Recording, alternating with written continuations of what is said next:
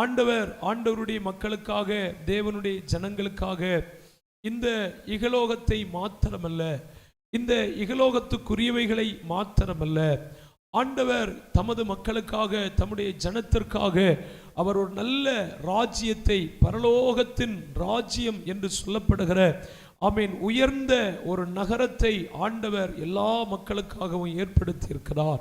எல்லா ஜனங்களுக்காகவும் ஆண்டவர் அந்த பரம ராஜ்யத்தை ஆயத்தப்படுத்தி வைத்திருக்கிறார். எல்லாரும் அந்த ராஜ்யத்துக்குரியவர்களாய் மாற வேண்டும் என்று தேவன் விரும்பி கொண்டிருக்கிறார். ஆண்டவர் அதை குறித்தே ஆண்டவருடைய மக்களுக்காக காரியங்களை செய்து கொண்டே இருக்கிறார். ஸ்தோத்திரம், அல்லேலூயா. அப்படி அந்த ஆண்டவர் தாமே தமது ஜனத்திற்காக ஆயத்தமாக்கப்பட்டிருக்கிறதான அந்த பரலோக வீட்டுக்கு, பரலோக ராஜ்யத்திற்கு சுதந்தரிப்பதற்காக வேத புத்தகத்தில் அநேக காரியங்கள் சொல்லப்பட்டிருக்கிறது. இப்படிப்பட்ட காரியங்களை செய்தால் கண்டிப்பாக அவர்கள் அந்த நாட்டுக்குள்ளே, அந்த ராஜ்யத்திற்குள்ளே பிரவேசிப்பார்கள் என்று இந்த வேதம் தெளிவாக, தெளிவாக ஆண்டவருடைய வார்த்தை நமக்கு சொல்லி தருகிறது. அதில் ஒரு வார்த்தையை தான் இந்த ராத்திரி வேளையிலே நாம் படிக்கிறதற்காக பரலோகத்தின் தேவன் நமக்கு கிருபை செய்திருக்கிறார். ஸ்தோத்திரம். அதாவது ஒரு சந்தர்ப்ப சூழ்நிலையோடு கூட அந்த காரியத்தை கர்த்தர் நமக்கு வெளிப்படுத்தி தந்திருக்கிறார். மத்தேயு சுவிசேஷம் 7ஆம் அதிகாரம் அதனுடைய 21 படிக்கும் போது ஸ்தோத்திரம், சில காரியங்களை ஆண்டவர் நமக்கு அங்கே கற்றுத் தருகிறார். ஒரு பெரும் திரள் கூட்டத்தார் அந்த பரலோக வாசலுக்கு முன்பாக வந்தவர்களாகவும், அதாவது 2 வாசல்களை கர்த்தர் அங்கே ஆமென் நமக்கு ஏற்படுத்தி வைத்திருந்தார். ஒன்று இடுக்கமான வாசல், ஒன்று ஆமென் விசாலமான வாசல் என்று சொல்லித்தான் இந்த பரலோக காரியத்தை குறித்து கர்த்தர் வெளிப்படுத்தி இருக்கிறார். ஆமென். அந்த இடுக்கமான வாசல் வழியாய் பிரவேசிக்கிறவர்கள் கண்டிப்பாக அங்கே வந்து சேர முடியும் என்று சொல்லியும், விசாலமான வாசல் வழியாய் பிரவேசிக்கிறவர்கள் அங்கே வந்து சேர முடியாது அப்படி என்று சொல்லியும் சில சூழ்நிலைகளை சொல்லித்தான் ஆண்டவர் உடனடியாக இந்த வார்த்தை அங்கே சொல்லுகிறார். எனவே பரலோக ராஜ்யத்தில், பரலோக நாட்டுக்குள் பிரவேசிக்க வேண்டுமே ஆனால் ஆமீன் ஒரு தெய்வ பிள்ளை இந்த பூமியில் தெய்வ சித்தம் அப்படி என்பதற்கு இன்னொரு பதம் வேத புத்தகத்தில் கொடுக்கப்பட்டிருக்கிறது. தேவனுக்கு பிரியமான காரியம், சித்தம் அப்படி என்று சொல்லுகிறது. தேவன் விரும்புகிற காரியத்தை மாத்திரம் செய்கிறவர்களுக்கு மட்டுமே அதற்குள் பிரவேசிக்க முடியும். மற்றபடி ஆண்டவருக்கு பிரியமில்லாத காரியம் செய்யாத யாராகிலும் ஆண்டவரே இயேசுவே கர்த்தாவே இப்படி என்று சொல்லுகிறதுனால் எந்த பிரயோஜனமும் இல்லை அப்படி என்று வேதம் நமக்கு தெளிவாய் சொல்லப்பட்டிருக்கிறது.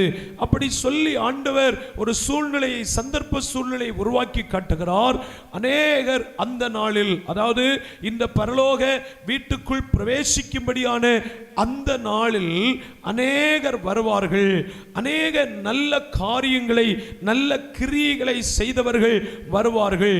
இயேசு என்கிற நாமத்தினாலே அற்புதங்களை செய்தவர்கள், அடையாளங்களை செய்தவர்கள், பிசாசுகளை துரத்தினவர்கள், வியாதிகளை குணமாக்கின அநேகர் அங்கே வருவார்கள். ஸ்தோத்திரம். ஆனால் எல்லாருக்குள்ளும் அதற்கு பிரவேசிக்க முடியாத ஒரு அவபாக்கியமான ஒரு சூழ்நிலை ஏற்பட்டு விடுகிறது என்று சொல்லி அந்த காரியத்தை ஆண்டவர் சொல்லும் போது பாருங்கள், அநேகர் ஆண்டவரே எங்களை தெரியாதா அப்படி என்று கேட்டபோது ஆண்டவர் சொன்னார், உங்களை எனக்கு தெரியாது. அவர்கள் சொன்னார்கள், உங்க நாமத்தில் தானே நாங்கள் பிசாசுகளை துரத்தினோம், உங்க நாமத்தில் தானே நாங்கள் தீர்க்க தரிசனம் உரைத்தோம், உங்க நாமத்தினாலே தானே நாங்கள் அற்புதங்களை செய்தோம். ஆண்டவர் சொன்னார், நீங்கள் அந்த காரியத்தை செய்தது எனக்கு பிரியமல்ல. ஆமீன். பூமியில் இந்த காரியம் செய்யப்படக்கூடாது என்றல்ல, வியாதிகள் சௌக்கியமாக்கப்பட வேண்டியது உண்டு. ஆமீன். பிசாசுகள் துரத்தப்பட வேண்டியது உண்டு, தீர்க்க தரிசனம் உரைக்கப்பட வேண்டியது உண்டு. ஆனால் நீங்கள் அந்த காரியம் செய்தது எனக்கு பிரியமல்ல. உங்களை குறித்து நான் சொன்ன காரியங்கள், நீங்கள் என்னை ஆமீன் என்னிடத்தில் நீங்கள் என்ன என்ன செய்ய வேண்டும் என்று கேட்டு விரும்பாமல் நீங்கள் இந்த காரியத்தை செய்த இந்த காரணத்தினால் உங்களுக்கு இங்கே பிரவேசிக்க முடியாது. அக்கிரம செய்கைக்காரரே, என்னை விட்டு அகன்று போங்கள் என்று சொல்லிக்கொண்டு ஆண்டவர் அவர்களை துரத்தி விட்டார். அப்படிப்பட்டதான ஒரு அவபாக்கியம் இந்த ராத்திரி வேளையிலும் தெய்வத்தினுடைய பாதபீடத்தில் வந்திருக்கிற ஆண்டவருடைய மக்களாகிய நமக்கும் ஏற்பட்டு விடக்கூடாது என்கின்ற ஒரே ஒரு காரணத்தினால் தான் ஆண்டவர் இந்த ராத்திரி வேளையிலே நம்மோடு கூட பேசுகிறார். ஸ்தோத்திரம், அல்லேலூயா. அப்படியானால் இந்த ராத்திரி வேளையில் தேவனுடைய பாதத்தில் வந்திருக்கிற அன்புக்குரிய தேவ மக்களே, எங்கள் சத்தத்தை கவனித்துக் கொண்டிருக்கிற தேவனால் நேசிக்கப்படுகிற எங்கள் அன்புக்குரிய மக்களே, இந்த பூமியில் வாழ்கின்ற எல்லா மனிதனை குறித்தும் ஆண்டவர் ஒரு பிரியத்தை வைத்திருக்கிறார். தேவன் ஒரு விருப்பத்தை வைத்திருக்கிறார். அவர்கள் இந்த காரியத்தை கண்டிப்பாக செய்ய வேண்டும். தேவன் விரும்புகிற அந்த தேவனுக்கு பிரியமான, தேவனுக்கு சித்தமான காரியத்தை அவர்கள் செய்ய வேண்டும் என்று தேவன் விரும்புகிறபடினால் இந்த ராத்திரி வேளையில் எங்கள் சத்தத்தை கவனிக்கின்ற ஆண்டவருடைய பிள்ளைகள் எல்லாரும் என்ன செய்ய வேண்டும் என்று சொன்னால், அப்படியானால் இந்த குறுகிய காலத்தில், ஒரு வாழ்நாள் அப்படி என்று சொல்லுகிற இந்த குறுகிய காலத்தில் தேவனுக்கு சித்தமானது இன்னது, தேவனுக்கு விருப்பமானது என்னது அப்படி என்று சொல்லிக்கொண்டு நானும் நீங்களும் நாமும் எல்லாரும் தேவனுக்கு பிரியமான காரியத்தை சோதித்து பார்க்க வேண்டும் என்று எபேசியர் நிருப புஸ்தகம் அதனுடைய 5ஆம் அதிகாரம் 10வது வசனத்தில் படிக்கும் போது வேதம் தெளிவாய் தெள்ளத் தெளிவாய் நமக்கு சொல்லித் தருகிறது. எபேசியர் 5:10 கர்த்தருக்கு பிரியமானது இன்னதென்று நீங்கள் சோதித்து பாருங்கள் அப்படி என்று சொல்லப்பட்டிருக்கிறது. ஆமென். அதனால் ஆண்டவர் என்ன விரும்புகிறார் அப்படி என்று சொன்னால், இந்த பூமியில் எதையோ ஒன்றை செய்து வாழ்கின்ற வாழ்க்கையை ஆண்டவர் விரும்பாமல், தெய்வத்தால் படைக்கப்பட்ட மனிதர்கள், தெய்வத்தால் உருவாக்கப்பட்ட மனிதர்கள், தெய்வத்தால் ஆமென் சுவாசத்தை பெற்றுக்கொள்ளுகிற பிள்ளைகள், தெய்வத்தால் நடத்தப்படுகிற தேவனுடைய பிள்ளைகள், ஆமென், தேவன் என்ன விரும்புகிறார் அப்படி என்கிற விருப்பத்தை சோதித்து பார்க்க வேண்டுமாம், பரிசோதித்து பார்க்க வேண்டுமாம். அப்படி தேவனுக்கு பிரியமான காரியத்தை சோதித்து பார்க்காமல் தங்களுக்கு நலமென்று தோன்றின காரியத்தை செய்ததனால் ஆண்டவர் அவர்களை சொல்லிவிட்டார், அக்கிரம செய்கைக்காரர்களே, நீங்கள் என்னை விட்டு என்ன செய்யுங்கள், அகன்று போங்கள் அப்படி என்று சொல்லிவிட்டார். ஒரு அல்லேலூயா சொல்லும். அல்லேலூயா. ஏனென்றால் ஆண்டவர் பிரியப்படாத, ஆண்டவர் விரும்பாத ஒரு காரியத்தையும் மனிதன் செய்துவிடவே கூடாதபடிக்கு தேவன் என்ன விரும்புகிறார், தேவனுக்கு பிரியமானது என்ன, தேவனுக்கு சித்தமானது என்ன என்பதை மாத்திரமே மனிதன் செய்யணும். ஒரு தேவபக்தன் இப்படி எழுதி வைத்திருக்கிறார், இந்த பூமியில் 1000 காரியம் தெய்வத்துக்கு செய்கிறதை பார்க்கலும் தேவனுக்கு சித்தமான ஒரு காரியம் செய்தால் போதும். 1000 காரியங்கள் செய்து தேவன் விருப்பப்படவில்லை என்று சொல்லுகிறதை பார்க்கலாம், ஒரு காரியம் செய்கிறது நிமித்தமாய் தேவன் விருப்பப்படுகிறார், பிரியப்படுகிறார் அப்படி என்று சொல்லுவது எவ்வளவு மேலானது தெரியுமா? அப்படியானால் இந்த ராத்திரி வேளையிலே இந்த சத்தத்தை கவனிக்கின்ற கேட்கின்ற எல்லா கர்த்தருடைய பிள்ளைகளும் ஆண்டவருக்கு சித்தமானது என்ன, தேவ சித்தம் என்றால் என்ன, தேவ சித்தத்துக்காக நான் என்ன செய்ய வேண்டும், தேவ சித்தம் ஆமீன் அப்படி என்றால் என்ன என்பதை அறிந்து அந்த சித்தத்தை செய்வோமே ஆனால் நமக்காக ஒரு நாள் சீக்கிரமாக ஆமீன் ராஜாதி ராஜாவாக கர்த்தாதி கர்த்தாவாக அவர் மத்திய ஆகாயத்தில் வரும்போது நாம் இங்கிருந்து அவரோடு கூட சேர்ந்து அந்த பரலோக வீட்டுக்குள்ள பிரவேசிக்கும்படியான ஒரு பரம பாக்கியத்தை கர்த்தர் நமக்கு தருவார். அல்லேலூயா. யாரும் இழந்து போகக்கூடாது, யாரும் கைவிடப்பட்டு போகக்கூடாது, யாரும் பரலோகத்துக்குள்ள போகக்கூடாது, அந்த அவபாக்கியத்தை அடைந்து விடக்கூடாது, எல்லாரும் அங்கே போகணும். அதற்காக நான் என்ன செய்ய வேண்டும் என்று கேட்டால், ஆரம்பத்தில் சொன்னது போல அநேக காரியம் வேதம் கற்றுத்தந்தாலும் முக்கியமாக மனிதன் தேவனுக்கு பிரியமான காரியத்தை செய்ய வேண்டும். ஆண்டவருக்கு பிரியமான காரியம் தேவ சித்தம் என்று அநேகம் இருக்கிறது. இந்த ராத்திரி எங்களுக்கு அனுமதிக்கப்பட்ட சமயத்தில் ஒரு 3 காரியத்தை உங்களுக்கு சொல்லும்படியாக கர்த்தருக்குள் நாங்கள் வாஞ்சிக்கின்றோம். தேவனுடைய சித்தம் என்றால் என்ன, தேவனுக்கு சித்தமானது என்ன, அப்படி என்று சொல்லி ஒரு 3 காரியத்தை ஆமென் ஸ்தோத்திரம் படித்து விடலாம். சமயம் கிடைத்தால் அதை நான் உங்களுக்கு சொல்லித்தர விரும்புகிறேன். ஒன்றாவது ஆமென் 1 தெசலோனிக்கேயருக்கு எழுதினதான நிருப புஸ்தகம் அதனுடைய 5ஆம் அதிகாரம், 1 தெசலோனிக்கேயர் அதனுடைய 5ஆம் அதிகாரம் அதனுடைய 18வது வசனத்தை தேவ சமூகத்தில் எடுத்து வாசித்து பாருங்கள். 1 தெசலோனிக்கேயர் 5:18 எல்லாவற்றிலேயும் ஸ்தோத்திரம் செய்யுங்கள், அப்படி செய்வதே கிறிஸ்து இயேசுவுக்குள் உங்களை குறித்து தேவனுடைய சித்தமாயிருக்கிறது. அப்படியானால் 1வது பரலோக ராஜ்யத்தில் பிரவேசிப்பதற்காக நாம் செய்ய வேண்டிய தேவ சித்தம் என்ன அப்படி என்று கேட்டால், நன்மையானாலும் தீமையானாலும் ஆமென் ஸ்தோத்திரம், துக்கமானாலும் சந்தோஷமானாலும் ஆமென் மகிழ்ச்சியானாலும் குதூகலமானாலும் எந்த காரியமானாலும் இந்த பூமியில் ஒரு தேவனுடைய பிள்ளை எல்லா காரியத்திற்கும் என்ன செய்து பழக வேண்டுமாம்? கர்த்தருக்கு ஸ்தோத்திரம் அப்படி என்று சொல்லி பழக வேண்டும். எல்லாவற்றிலையும் என்ன செய்யுங்கள்? ஸ்தோத்திரம் செய்யுங்கள். ஏன் அப்படி செய்ய வேண்டும் என்று கேட்டால், ஆமென் ஸ்தோத்திரம் செய்யக்கூடிய காரியத்தை குறித்து வசனம் சொல்லுகிறது, அப்படி செய்வதே உங்களை குறித்து தேவனுடைய சித்தமாயிருக்கிறது. இப்போ வியாதியை குணமாக்கினதல்ல பெரிய விஷயம், பிசாசை துரத்தினதல்ல பெரிய விஷயம், தீர்க்க தரிசனம் சொன்னதல்ல பெரிய விஷயம்.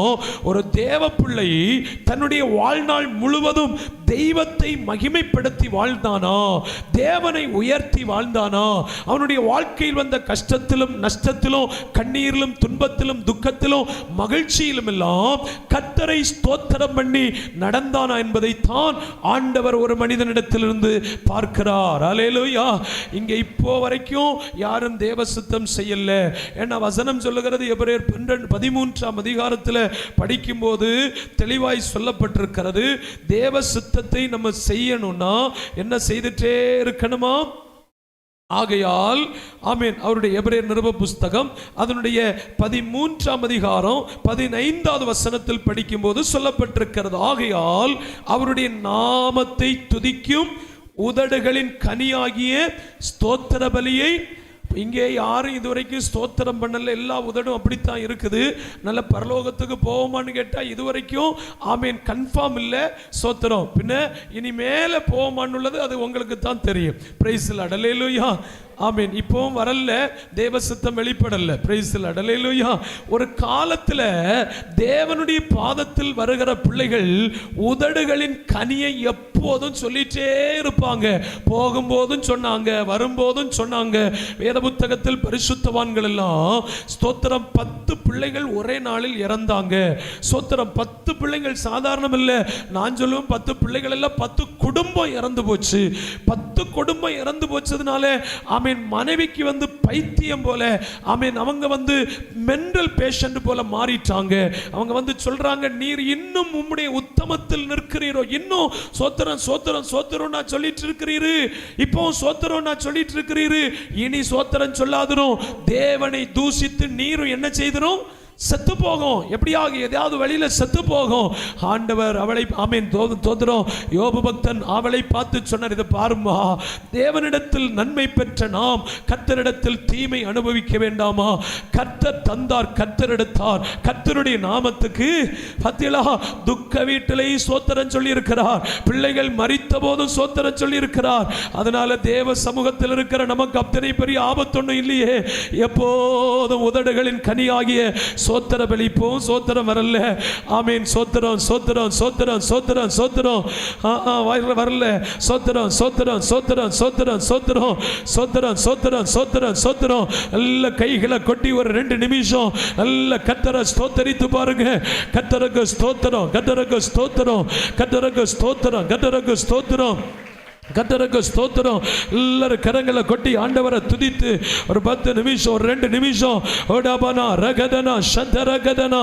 கர்த்தருக்கு ஸ்தோத்திரம், கர்த்தருக்கு ஸ்தோத்திரம், கர்த்தருக்கு ஸ்தோத்திரம், கர்த்தருக்கு ஸ்தோத்திரம், கர்த்தருக்கு ஸ்தோத்திரம், கர்த்தருக்கு ஸ்தோத்திரம், ஸ்தோத்திரம் ஸ்தோத்திரம் ஸ்தோத்திரம் ஸ்தோத்திரம் ஸ்தோத்திரம். கர்த்தருக்கு ஸ்தோத்திரம், கர்த்தருக்கு ஸ்தோத்திரம், கர்த்தருக்கு ஸ்தோத்திரம், கர்த்தருக்கு ஸ்தோத்திரம். Praise the Lord, praise the Lord, praise the Lord, praise the Lord, praise the Lord, praise the Lord, praise the Lord, praise the Lord, praise the Lord, praise the Lord, praise the Lord. எல்லா கைகளை தட்டி கர்த்தரை துதித்து பாருங்க, ஸ்தோத்திரம் பண்ணி பாருங்க. ஸ்தோத்திரம் ஸ்தோத்திரம் ஸ்தோத்திரம் ஸ்தோத்திரம் ஸ்தோத்திரம். praise the Lord, praise the Lord, praise the Lord, praise the Lord, praise the Lord. எல்லா ஆவியில நிரம்பி கர்த்தரை ஸ்தோத்திரம் பண்ணுவோம். கர்த்தருக்கு ஸ்தோத்திரம், கர்த்தருக்கு ஸ்தோத்திரம், கர்த்தருக்கு ஸ்தோத்திரம், கர்த்தருக்கு ஸ்தோத்திரம், கர்த்தருக்கு ஸ்தோத்திரம், கர்த்தருக்கு ஸ்தோத்திரம், கர்த்தருக்கு ஸ்தோத்திரம், கர்த்தருக்கு ஸ்தோத்திரம், கர்த்தருக்கு ஸ்தோத்திரம், கர்த்தருக்கு ஸ்தோத்திரம், கர்த்தருக்கு ஸ்தோத்திரம், கர்த்தருக்கு ஸ்தோத்திரம், கர்த்தருக்கு ஸ்தோத்திரம், கர்த்தருக்கு ஸ்தோத்திரம், கர்த்தருக்கு ஸ்தோத்திரம். praise the Lord, praise the Lord, praise the Lord. ஸ்தோத்திரத்தினால கிருபை பெருகி வரும், ஸ்தோத்திரத்தினால தேவ சித்தம் நிறைவேற்றப்படும். ஸ்தோத்திரம் செய்து கொண்டே வாழுகிற ஒரு தெய்வ பிள்ளை பூமியில தேவ சித்தத்தை நிறைவேற்றுகிறார். ஆமென். அது தேவனுக்கு கொடுக்கப்படுகிற கனி.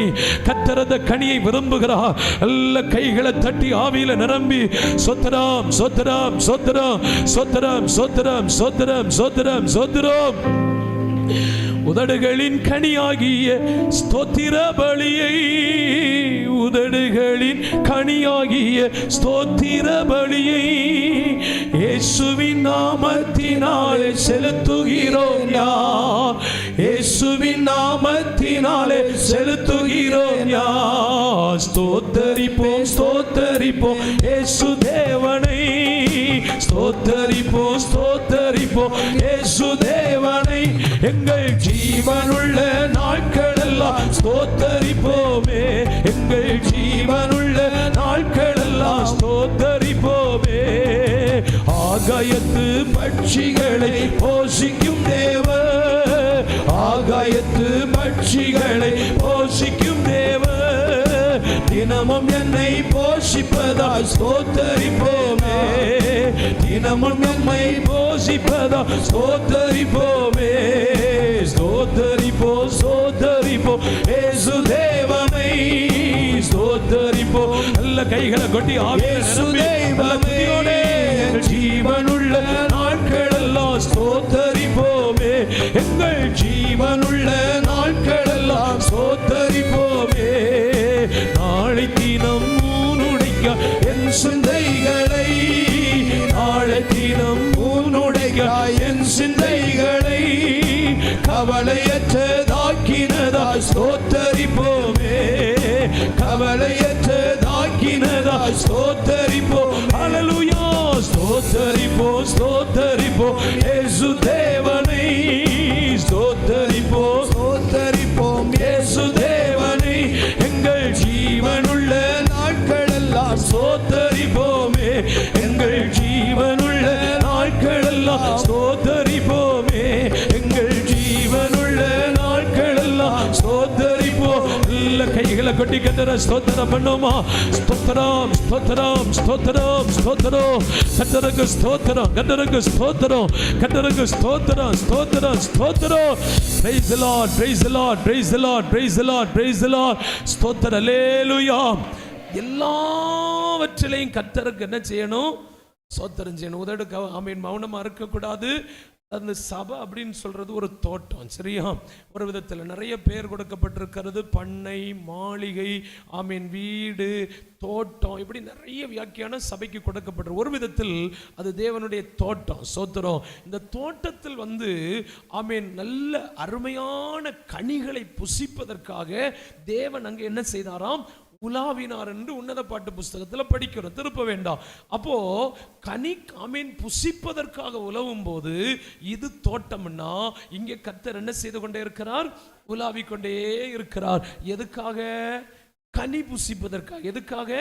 அப்போ தேவனுடைய ஜனம் கொடுக்க வேண்டிய ஒரு கனி என்னன்னா ஸ்தோத்திரம் என்கிற கனி. Praise the lord. அல்லேலூயா.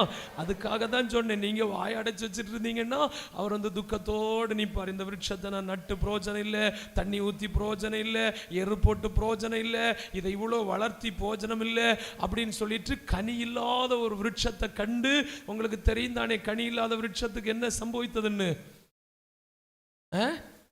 அது உங்களுக்கு தெரிஞ்சா ஓகே, நான் சொல்லல, மற்றவங்களும் கேட்கறதுனால சந்தோஷமா ஒரு அல்லேலூயா சொல்லும். அல்லேலூயா. அதனாலே சொல்லப்பட்டிருக்கிறது, உதடுகளின் காளைகளை அவர் மூலமா எப்போதும் அவருக்கு என்ன செய்யணும்? செலுத்தி கொண்டே இருக்கணும். பலி, ஸ்தோத்திர பலி. அப்படி ஸ்தோத்திரம் ஏன் செய்யணும் அப்படின்னா, பாருங்க, பிசாசு துரத்துனதில்ல விஷயம், ஆமீன், பேயம் ஓட்டுனதில்ல விஷயம், சும்மா இப்படி வாய மூடிட்டு திரிஞ்சதுனால தேவ சுத்தம் செய்யல. சொன்னார், கெட் அவுட், கம் ஆன், போ, நீங்க உள்ள வர முடியாது, உனக்கு இங்க வர முடியாது. சோத்திரம். ஏன்னா என்ன செய்கிறவங்களுக்கு தான் இங்க உள்ள வர முடியும். இல்ல, சோத்திரம் பண்ணிட்டு இருக்கு. இவ்வளவு சொல்லி உங்க உதட அசையாது இருக்கிறதுனால ஆமீன், எனக்கு வருத்தமா தான் இருக்கிறது. வருத்தம் இல்லை, என்னன்னா அந்த தேவ ஜனங்க தேவனுக்கு இணங்கல. இன்னைக்கு அது ஒரு காலம் உண்டாச்சு, அது முடிஞ்சு போச்சு. இப்போ மறுபடியும் ரிவைவல் ரிவைவல் ரிவைவல் ரிவைவல், திரும்ப உயிர்ப்பியும் திரும்ப உயிர்ப்பியும் அழுதுட்டு தான் கிடக்குறாங்க. கஷ்டம். Price the Lord. ஏன்னா ஆமீன், திரும்ப புதுப்பிக்கிற காரியம் அது கூடாத காரியம். பின்ன யாராகலும் எங்கேயாகலும் மனஸ்தாபப்பட்டு எழும்புனாங்கன்னா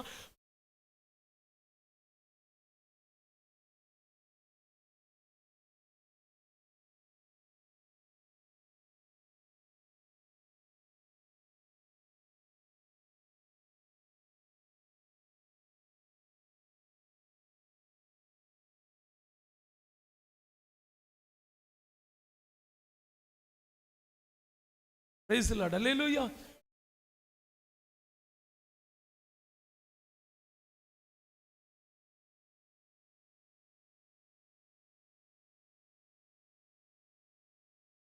பார்த்தாலும் அது ஆமீன், ஸ்தோத்திரம். ரெண்டு மிருகத்தை குறித்து வேத புத்தகத்தில் முக்கியத்துவப்படுத்தப்பட்டிருக்கிறது.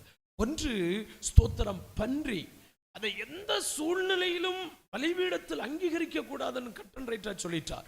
ஏன் அப்படின்னா, அதுக்கு காலம் பார்த்தீங்கன்னா விரிகுளம்புள்ளதுதான், ஆனா அது அசை போடாத மிருகம்.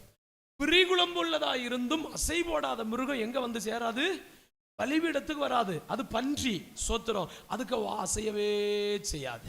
அது என்ன வசனம் கேட்டாலும் என்ன ஆகாரம் அதுக்கு கொடுத்தாலும் அது அசையே போடாது. அதனால ஆண்டவர் சொல்லிட்டார், அசை போடாத மிருகத்தை எங்க கொண்டு வரக்கூடாது? பலிபீடத்தில் அங்கீகரிக்கப்பட முடியாது. சோத்திரம். அது பன்றி. அதே நேரம் விரிகுளம்புள்ளதா இருந்தாலும் அசை போடுகிற மிருகம் உண்டு. அந்த அசை போடுகிற மிருகத்தை தான் நீ என்ன செய்யணும்? அப்போ இங்க வந்து நம்ம பலியாக வந்திருக்கிறோம், அது நீங்க தானே தீர்மானிக்கணும். ஒரு ஆடா வந்திருக்கிறீங்களா, காளைகளா வந்திருக்கிறீங்களா, பன்றிகளா வந்திருக்கிறீங்களா அப்படின்னு சொல்லிட்டு. ஆடுகள் எல்லாம் என்ன செய்துட்டே இருக்கும்? அது ஆகாரம் சாப்பிட சாப்பிட சாப்பிட என்ன செய்துட்டே இருக்கும்? அசை வாடிட்டே இருக்கும், அசை போட்டுட்டே இருக்கும். சோத்திரம். அல்லேலூயா. அந்த அசை போடுகிற அனுபவத்தை சோத்திரம் 119 சங்கீதத்தில் படிக்கும்போது அங்க சொல்லப்பட்டிருக்கிறதோ கொஞ்சம் ஆண்டவர் ஆமீன் பேசுகிறார். நான் எடுத்த வசனத்தில் வந்துடுவேன் சீக்கிரம். 119 சீக்கிரமா வாங்க. சங்கீதம் 119 சங்கீதத்தில் படிக்கும்போது ஸ்தோத்திரம் அழகா எங்கே சொல்லப்பட்டிருக்கிறது பாருங்கள். சோத்திரம் சோத்திரம் சோத்திரம். Price the lord. 119 சங்கீதம். ஆமென். Praise the lord. ஒரு வார்த்தை. ஆமென். சோத்திரம். ஹல்லேலூயா. ஆமென். 171 வசனத்தை படிங்க. 119 171. உம்முடைய பிரமாணங்களை நீர் எனக்கு போதிக்கும் போது என் உதடுகள் உமது துதியை என்ன செய்யும்? அப்போ பிரமாணத்தை போதித்து கொண்டிருக்கும் போது உதடு என்ன செய்துட்டே இருக்கணுமா? துதிச்சுட்டே இருக்கணுமா? சோத்திரம். ஹல்லேலூயா. அதாக்கும் ஆதிகால சபையினுடைய அனுபவம். சோத்திரம் சோத்திரம் சோத்திரம். ஆமென். இப்போ நீங்க பக்கத்துல சான்ஸ் கிடைச்சா பேசுறதுக்கு ஒன்றும் குழப்பம் ஒன்றும் இல்லை, கதை சொல்லிட்டே இருப்பீங்க. அதுக்கெல்லாம் நம்ம ரொம்ப கெட்டிக்காரங்க. ஆனா துதிக்கிறதுக்கும் சோத்திரம் பண்றதுக்கும் யாருக்கும் என்ன செய்யல இந்த காலத்துல முடியல. கர்த்தர் எல்லாரும் சோத்திரம் பண்ணுங்க. ஆண்டவராகிய இயேசு கிறிஸ்து நிறைய மாதிரி காட்டியிருக்கிறார். அதில் ஒரு மாதிரி என்ன தெரியுமா? யோவான் எழுதின சுவிசேஷத்தின் புஸ்தகம் 6ஆம் அதிகாரம் 23வது வசனத்தை படிச்சு பாருங்க. யோவான் 6:23. கர்த்தர் ஸ்தோத்திரம் செய்த பின்பு. அப்ப இயேசு கிறிஸ்துவினுடைய வாழ்க்கையில் ஒரு அனுபவம் இருந்திருக்கிறது. என்ன அனுபவம்? சோத்திரம் சொல்லுதல். நம்ம பின்ன இயேசுவை விட பெரிய ஆளானதுனால நம்ம சோத்திரம் பண்ணண்டா ஆமீன், பரலோகத்துக்கு போக விருப்பம் இல்லை இல்லையா? சோத்திரம். ஹல்லேலூயா. ஆனா இயேசு என்ன சொல்லி பழகி இருக்கிறார்?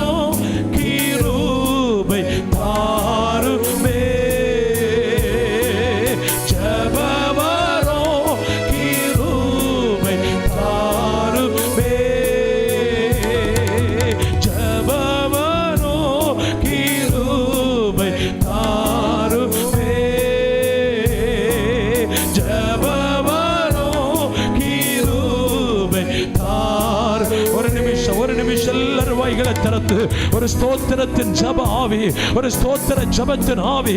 ஆண்டவரே, எந்த சூழ்நிலை என்னை சந்திக்கும் போதும், எந்த சூழ்நிலை என்னை தாமே சந்திக்கும் போதும், எப்பொழுதும் நான் கர்த்தருக்கு ஸ்தோத்திரம் சொல்லி பழக, தேவனுக்கு ஸ்தோத்திரம் சொல்லி பழக ஆண்டவர் கிருபை தருவீராக. Praise the Lord, praise the Lord, praise the Lord. Hallelujah. அப்ப பாருங்கள், பரலோகத்தில் இருக்கிற என் பிதாவின் சித்தத்தின்படி செய்கிறவன் தான் எங்க பிரவேசிப்பான்? பரலோக ராஜ்யத்தில் பிரவேசிப்பானே அல்லாமல் சும்மா கடந்து கர்த்தாவே கர்த்தாவே கர்த்தாவே என்று கூப்பிடுகிறதுனால ஒன்றும் வலிய குணம் ஒன்றும் இல்லை என்று வேதம் சொல்லுகிறது. கேட்க ஒருவேளை சங்கடம் போலதான் இருக்கும், ஆனா அதுதான் உண்மை. சோத்திரம். ஏன்னா சிலருடைய வாழ்க்கையில சந்தோஷம் வந்தா சோத்திரம் வரும், துக்கம் வந்தால் என்ன வராது? சோத்திரம் வராது. Praise the lord. ஹல்லேலூயா. அப்ப என்னத்தை மறந்து விட்டோம்? தேவசித்தம் மறந்து விட்டோம். அப்படி அல்ல, எல்லாவற்றிலையும் என்ன செய்யுங்கள்? சோத்திரம் செய்யுங்கள். அப்படி செய்வதே உங்களை குறித்து தேவனுடைய என்னதா இருக்கிறது?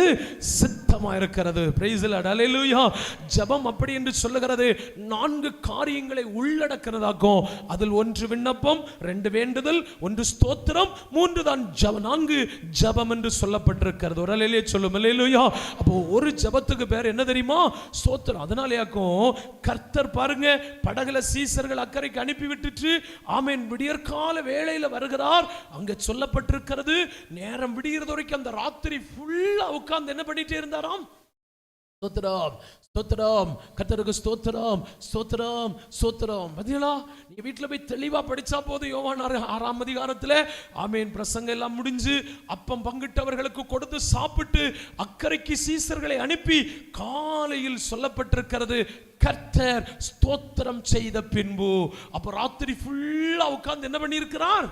தேவ சித்தம் செய்யணும். சில நேரத்தில் சோர்வுகளும் வேதனைகள் எல்லாம் வரும்போது ஆமென் நல்ல வாக்குகள் உச்சரித்து கருத்தான ஜெபங்கள் பண்ண முடியாது. ஆனா எந்த சூழ்நிலையிலும் ஒரு காரியம் எல்லாருக்கும் செய்யலாம். தெரியுமா? என்னது தெரியுமா? அதுக்கு பேராக ஸ்தோத்திரம். Praise the lord. ஹல்லேலூயா. அதனாலேயும் ஆமென் ஸ்தோத்திரம் பண்ணுகிறவர்களை தேவ சித்தம் செய்தார்கள் என்று சொல்லப்பட்டிருக்கிறது. ஒன்று, அப்ப நம்ம செய்ய வேண்டிய தேவ சித்தம் அப்படி என்று சொன்னால் ஸ்தோத்திரம் பண்ணுதல். 2 வேகம் நேரமாய் போய்கொண்டிருக்கிறது. 2 ஸ்தோத்திரம். 3வது ஒரு காரியத்தை தான் கொஞ்சம் பேசணும்னு விரும்புகிறேன். அதனால இதுக்கு எக்ஸ்பிளனேஷன் பண்ணணும்னு வந்ததில்லை. ஆயினும் ஆண்டவர் தந்ததை உங்களுக்கு சொல்லிவிட்டேன். அதே 1 தெசலோனிக்கேயர் புஸ்தகம் அதனுடைய 4ஆம் அதிகாரம் 3வது வசனத்தை படித்து பாருங்கள். 1 தெசலோனிக்கேயர் 4:3. நீங்கள் பரிசுத்தம் உள்ளவர்கள் ஆக வேண்டும் என்பதே தேவ சித்தமா இருக்கிறது. அந்தபடியே தேவையற்ற காரியங்களுக்கு, உங்களை தீட்டுப்படுத்துகிற மார்க்கங்களுக்கு ஆமென் தயவு செய்து விலகி இருங்கள். தவறான பாவத்துக்கு போகாதீங்க. ஆமென் தவறான வழிகளுக்கு போகாதீங்க. அந்த பாவத்துக்கு விலகி வாழுங்கள். ஏனென்றால் இன்றைக்கு இந்த ராத்திரி வேளையிலே எங்களை கவனிக்கின்ற தேவ பிள்ளைகளே, நீங்கள் பாவம் செய்கிறது, நீங்கள் தவறான வழிகளுக்குள் நடக்கிறது, நீங்கள் தவறான காரியங்களுக்கு உங்களை விட்டுக் கொடுக்கிறது, அக்கிரமம், அநியாயம், அசுத்தம், சரீரத்துக்கு விரோதமான கேடான தவறான காரியங்களை செய்கிறது, தனக்கு அனுமதிக்கப்பட்டிருக்கிற புருஷனை தாண்டி, தனக்கு அனுமதிக்கப்பட்டிருக்கிற மனைவியை தாண்டி, அல்லது தனக்கு அனுமதிக்கப்பட்டிருக்கிற நல்ல காரியங்களுக்கு தாண்டி எந்த காரியமும் செய்தால் அது வேதம் சொல்லி இருக்கிறது. அதாவது கண்ணுல ஆமென் அனுமதிக்கப்படாத ஒன்றை பார்த்து இச்சித்தால் கூட அது இங்க சொல்லப்பட்டிருக்கிற அந்த தவறான பாவத்துக்கு சமம் என்று சொல்லப்பட்டிருக்கிறது. அதனால யாரும் இந்த பாவ மார்க்கத்துக்கு அடிமைப்பட்டு போகக்கூடாது. யாரும் இந்த வழிகளுக்குள் தன்னை நடத்தக்கூடாது. அந்தபடியே நீங்கள் தயவு செய்து ப்ளீஸ் வேசி மார்க்கத்துக்கு என்ன செய்யுங்கள்? விலகி இருங்கள். ஏனென்றால் ஆமென் தேவன் நம்மை அசுத்தத்துக்கு அல்ல என்னத்துக்கு அழைத்திருக்கிறாராம்? பரிசுத்தத்துக்கு அழைத்திருக்கிறாரா? சந்தோஷம். அல்லேலூயா. ஏனென்றால் இந்த பூமியில் எல்லா மனிதனும் பரிசுத்தம் உள்ளவர்கள் ஆக வேண்டும் என்பதே தெய்வத்தின் சித்தமா இருக்கிறது. அதனால் பாவ வழிகள் வேண்டாம். பாவத்துக்கு பின்னால போயிராதீங்க. பாவம் என்று எது உங்களுக்கு தோன்றுகிறதோ, தீமை என்று எது உங்களுக்கு தோன்றுகிறதோ, தவறு என்று எது உங்களுடைய மனசாட்சியில் கற்று கர்த்தருடைய ஆவியானவர் உணர்த்தி கொடுக்கிறாரோ, தேவ வார்த்தைகள் உங்களுக்கு சொல்லித் தருகிறதோ, அதுக்கு விலகி இருங்கள். பாவத்துக்கு நேரா போகாதீங்க. பேவரிட்டுறதல்ல விஷயம், வியாதி குணமாக்குறதல்ல விஷயம், பிசாசு துரத்துறதல்ல விஷயம். ஆமென். தேவ சுத்தம் செய்கிறதாக்கும் விஷயம். அல்லேலூயா. அப்படியானால் ஏன் இவர்களுக்கு அந்த பரலோக வாய்ப்பு இழந்தது, பரலோக வீட்டுக்குள் போகக்கூடிய தருணம் இழந்தது என்று கேட்டால், ஒன்று ஸ்தோத்திரம் செய்ய மறந்திருப்பார்கள், ரெண்டு பாவத்தை விட்டு வெளியே வராமல் இருந்திருப்பார்கள், பாவத்துக்குள் அகப்பட்டவர்களாய் இருந்திருப்பார்கள். அதனால் தேவ சுத்தம் செய்யாததனால் ஆண்டவர் இவர்களை பரலோகத்துக்கு சேர்த்துக் கொள்ளவில்லை, துரத்தி அடித்தார்.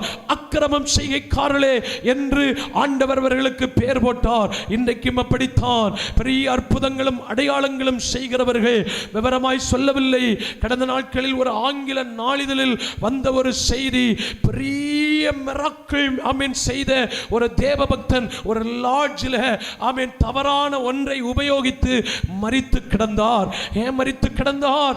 ஏன்னா தொடர்புகள் அத்தனையும் தவறான தொடர்புகள். உலகத்தில் அறியப்பட்டது அற்புதம் செய்தவர்கள், அடையாளம் செய்தவர்கள், ஆமென் பெரிய காரியங்கள் செய்தவர்கள். ஒருவேளை உங்களுக்கு கேள்வி எழும்பலாம், அப்படின்னு அப்படியெல்லாம் அற்புத அடையாளங்கள் செய்ய முடியுமா? எப்படி? ஆமென் சூப்பரா செய்வாங்க. தேவ சித்தம் செய்யாதவர்களும் அற்புத அடையாளங்கள் செய்வார்கள்.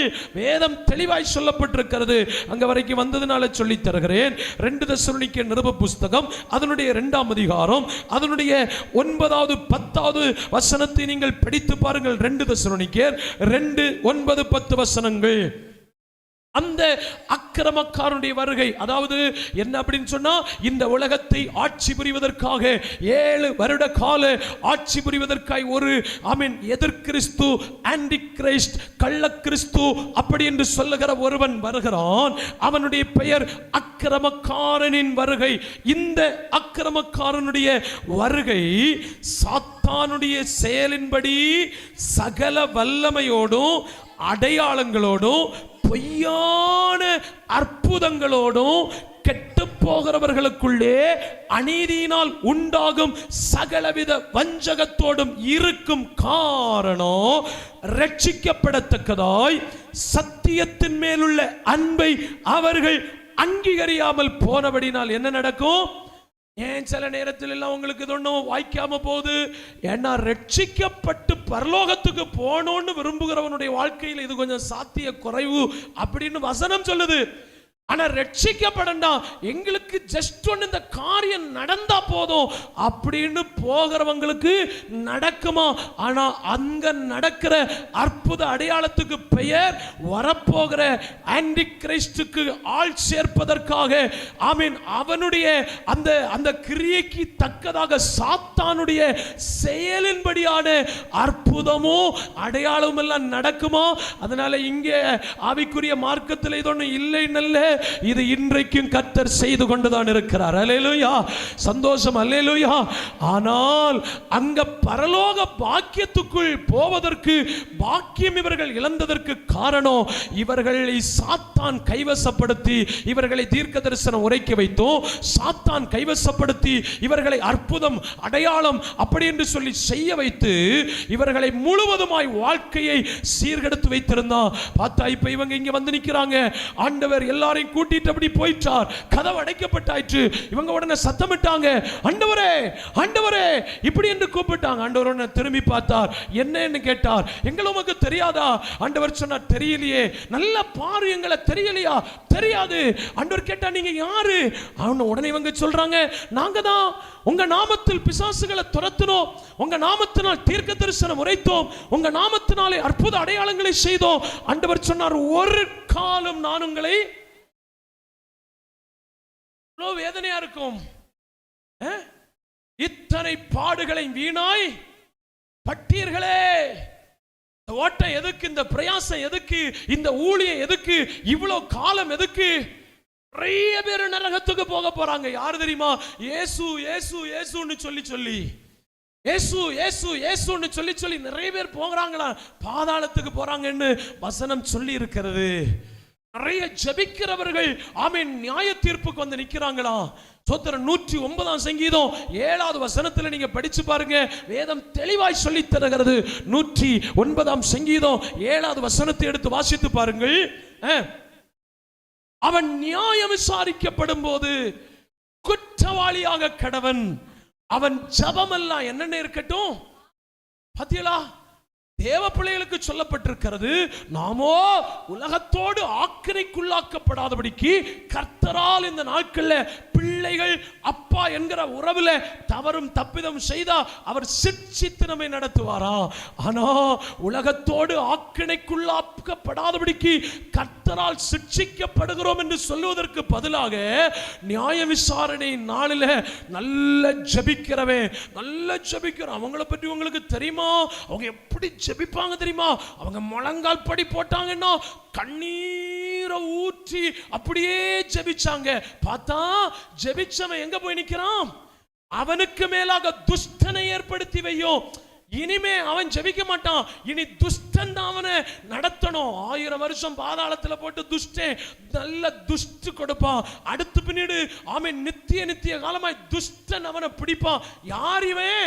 என்ன நல்ல ஜெபிச்சவன், நல்ல ஆவிக்குரியவன் என்றெல்லாம் பெயர் எடுத்தவன், நல்ல ஊழியக்காரன். ஏன் இவன் இங்க போனா? என்ன பயங்கர பகை. ஆமென். அந்த காரியத்தை நீங்க 109 சங்கீதத்தை நீங்க டப்புன்னு புரியணும்னா இயேசு கிறிஸ்துவை யூதாசை பற்றி நீங்க படிச்சா போதும். ஆண்டவர் இவனை நேசிக்க நேசிக்க நேசிக்க இவன் பகைத்து கொண்டே இருந்தான். யூதாசை குறித்த தீர்க்க தரிசனம் தான் அந்த 109 சங்கீதம். ஆசீர்வாதத்தை அவன் விரும்பவில்லை, சாபத்தை விரும்பினான். அதனால் அவனுக்கு அது வந்தது. அவனுடைய மனைவிக்கு ஆபத்து வந்தது, பிள்ளைகளுக்கு ஆபத்து வந்தது, அவனுடைய பதவி பறிக்கப்பட்டது, அவனுடைய உத்தியோகம் வேறொருவனுக்கு கொடுக்க கடவுதெல்லாம் யூதாசை குறித்தே சொல்லப்பட்டது. ஆனா பாருங்க, இவன் இந்த ஜீசஸ் கிரைஸ்ட் மினிஸ்ட்ரியில அவன் அந்த ஊழியத்துக்கு ஒரு பேர் நான் கொடுக்கிறேன். இந்த அவன் இயேசு கிறிஸ்து ஊழியத்தில் இவன் வந்து அவன் ஃபைனான்சியரா இருந்தவன். பணப்பை இவனுக்கு கையில தான் இருந்துச்சு. ஆனா இவன் அன்பில்ல, இவனிடத்துல பகை இருந்துச்சு. கிறிஸ்துவை காட்டி கொடுத்தாலும் பணம் சம்பாதிக்க வேண்டும் என்கிற ஒரு கள்ள நோக்கம் இவனுக்குள்ள இருந்தது. இவனுக்குள்ள விரோதம் இருந்தது, இவனுக்குள்ள அந்த தீய குணம் இருந்தது. ஆனா எல்லா கூட்டத்துக்கும் அட்டெண்ட் பண்ணுவான், எல்லா ஊழியத்துக்கும் இயேசுவுக்கு கூட போவான். பார்த்தா இவனை பற்றி சொல்லப்பட்டிருக்கிறது, இவன் மேலே துஷ்டனை ஏற்படுத்தி வையும். சாத்தான் அவனுடைய வலது பக்கத்தில் நிற்பானாக.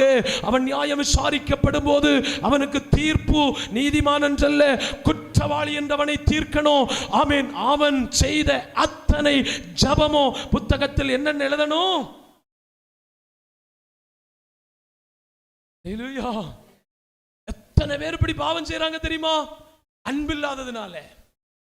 புருஷன் மனைவிக்குள்ள ஒற்றுமை இல்ல. நல்ல ஜெபம் பண்ணுவாங்க, சிஸ்டர் நல்ல ஜெபம் பண்ணுவாங்க, பிரதர் நல்ல ஜெபம் பண்ணுவார், ஆனா 2 பேரும் பேசிக்கிட மாட்டாங்க. சோத்திரம். நல்ல ஊழியம் செய்றாங்க, ஆனா நல்ல ஆமென் சோத்திரம் அன்பில்ல. என்னெல்லாம் காரியம் இருக்கு தெரியுமா? கவனம் தேவை. தேவன் நம்மை அசுத்தத்திற்கு அல்ல என்னத்தை கலைச்சிருக்கிறாராம்? பரிசுத்த வாழ்க்கை. பாவத்துக்கல்ல நம்மளை அழைத்தது. ஆமென். தீமையான காரியத்துக்கு அழைத்தது. தேவன் நம்மை தேவ சித்தம் செய்யும்படி அழைத்திருக்கிறார், பரிசுத்தத்துக்கு அழைத்திருக்கிறார். அதனால் தேவ பிள்ளைகள் தெய்வ சித்தம் செய்யணும். அப்ப இவங்க என்ன செஞ்சாங்க? தேவ சித்தம் செய்யாததுனால இவங்க என்ன நல்ல காரியம் செஞ்சாலும் எல்லாம் ரிஜெக்டட், எல்லாம் ரிஜெக்டட், எல்லாம் ரிஜெக்டட். போ, உங்களை எனக்கு தெரியாது, நீ செஞ்ச அற்புதம், நீ செஞ்ச அடையாளம் எல்லாம் எனக்கு அக்கிரமம் செய்த கிரியையாய் மாறிவிட்டது. அதனால ஆமென். ஒரு காரியம் செய்வதற்கு முன்பதாக தேவனுக்கு பிடிக்குமா, தேவனுக்கு பிடிக்காதா, தேவனதை விரும்புவாரா, தேவனதை விரும்ப மாட்டாரா, தேவனுக்கு பிரியமானதை தானே செய்கிறோம் என்பதை சோதிச்சு பார்க்கணும். 10 நிமிஷம் லேட் ஆனாலும் பரவாயில்லை, 20 நிமிஷம் லேட் ஆனாலும் பரவாயில்லை. ஒரு சொட்டு ரத்தத்தை கொடுத்து விக்ஸாக்சன் போட்ட பிறகு மாறல, கால்பால் போட்ட பிறகு மாறல, குரோசின் போட்ட பிறகு மாறல, என்னதோ பிரச்சனை இருக்குன்னு ஒரு சொட்டு ரத்தத்தை கொண்டு லேபில் கொடுத்து டெஸ்ட் பண்ணி என்ன பிரச்சனைன்னு கண்டுபிடிக்கிறது போல தேவ சித்தம் செய்கிறதற்காக சோதித்து பார்க்கணுமா? நான் பேசுறது தெய்வத்துக்கு பிரியமா, நான் நடக்கிறது தெய்வத்துக்கு பிரியமா, நான் நிக்கிறது தெய்வத்துக்கு பிரியமா, நான் போகிறது தெய்வத்துக்கு பிரியமா, நான் வருகிறது தெய்வத்துக்கு பிரியமா, இந்த இடத்துல நான் இங்க நிக்கிறது கர்த்தருக்கு பிரியம்தானா? தேவ சித்தம் செய்யணும். Praise the lord. ஹல்லேலூயா. கர்த்தருக்கு சித்தமானது என்னதென்று சோதி குறித்து அறியணும். அப்ப இரண்டாவது தெய்வ சுத்தத்தை குறித்து சொல்லிவிட்டேன், பரிசுத்தம். மூன்றாவது தேவ சுத்தம். 1 தீமோத்தேயுக்கு எழுதின நிருப புஸ்தகம் அதனுடைய 2ஆம் அதிகாரம், 1 தீமோத்தேயுனுடைய நிருப புஸ்தகம் 2ஆம் அதிகாரம் அதனுடைய 4வது வசனத்தை வாசித்து பாருங்கள். எல்லா மனுஷரும் ரட்சிக்கப்படவும் சத்தியத்தை அறிகின்ற அறிவை அடையவும் அவர் சித்தமுள்ளவராயிருக்கிறார். ஒரு அல்லேலூயா சொல்லும். அல்லேலூயா. எல்லா மனுஷரும் ரட்சிக்கப்படவும் என்னத்தை அறியணுமாம்? சத்தியத்தை அறியணும். அதுவும் சாதாரண சத்தியம் இல்லை. நான் இந்த சத்தியத்தை அறியணும்னு சொல்றவங்களுக்கு எல்லாருக்கும் ஒரு பதத்தை கூட சொல்லிக் கொடுப்பேன். ஒரு வசனத்தை கூட படிச்சு பாருங்க. தீத்துனுடைய நிருப புஸ்தகம் 1ஆம் அதிகாரம் 3வது வசனத்தை படித்து பாருங்கள். தீத்துனுடைய நிருப புஸ்தகம் 1:3. பொய்யுரையாத தேவன் ஆதிகாலம் முதல் நித்திய ஜீவனை குறித்து வாக்குத்தத்தம் பண்ணி அதை குறித்த நம்பிக்கையை பற்றி தேவ பக்திக்கு ஏதுவான சத்தியம். என்ன சத்தியம்? என்ன சத்தியத்தை அறியணுமா? இன்னைக்கு சபையில சத்தியம் உண்டு, எல்லா சபையிலும் சத்தியம் உண்டு. ஆனா சில சபையில என்ன சத்தியம் இல்லை தெரியுமா? தேவ பக்திக்கு ஏதுவாய் வழி நடத்துகிற சத்தியம் இல்லை. அதுதான் இன்னைக்கு ஏற்பட்டிருக்கிற மகாபெரிய ஆபத்து. எல்லாம் சத்தியம். இப்ப நம்ம சபைக்கு பேரு என்னது? ஃபுல் காஸ்பல் சர்ச் இல்லையா? ஃபுல் காஸ்பல் பெண்டெகாஸ்டல் சர்ச் இல்லையா? பூரண சுவிசேஷம். சில நேரத்தில் இங்கேயும் என்ன இல்லை, பூரணத்தை பார்க்க முடியல. தப்பு ஒன்றும் இல்லை இல்லையா? பாத்தியலா எப்படி எங்களை பற்றி பேசலாம் சொல்றீங்களோ? அதை பற்றியில மொத்தத்திலே நான் பொது ஆவிக்குரிய வட்டாரத்தை பேசுகிறேன். இந்த காலகட்டத்தில் ஆவிக்குரிய வட்டாரங்களுக்குள், ஆவிக்குரிய அனுபவத்துக்குள் நாங்களும் ஒரு மினிஸ்ட்ரி வச்சிருக்கிறோம். அதுக்காக நான் ராத்திரி ஃபுல்லா ஜெபம் பண்ணோம். சோத்திரம். ஆண்டவர் சொன்னார் ஹெவன்லி காஸ்பல் மினிஸ்ட்ரி என்று பெயர் போடு. Price the Lord. என்ன சுவிசேஷம்? பரலோக சுவிசேஷ சபை. நாங்க வச்சிருக்கிற பேர் பரலோக சுவிசேஷம். அதனால எங்க போனாலும் பரலோகத்தை பற்றி பேசுகிறது. அது எங்களுடைய தரிசனம். பரலோக சுவிசேஷ ஊழியமாக எங்க ஊழியத்துக்கு பேர் நான் சொன்னதில்லை, முதல்ல இங்கே சொல்லி இருக்கிறேன். சோத்திரம். அல்லேலூயா. நாங்கள் ஒரு ஃபுல் காஸ்பல் சர்ச்சில் கல்யாணத்துக்கு போனோம். அங்கே பாஸ்டர் எங்களை அறிமுகப்படுத்தினதுன்னு சொன்னால் பூரண சுவிசேஷ பொண்ணும் பரலோக சுவிசேஷ பையனும் கல்யாணம் பண்ணுறாங்க, நல்ல மேட்சாக இருக்குது அப்படின்னு சொல்லிட்டு. Praise the lord. அல்லேலூயா. பூரண சுவிசேஷ பொண்ணும் பரலோக சுவிசேஷ பையனும் என்ன செய்கிறாங்க?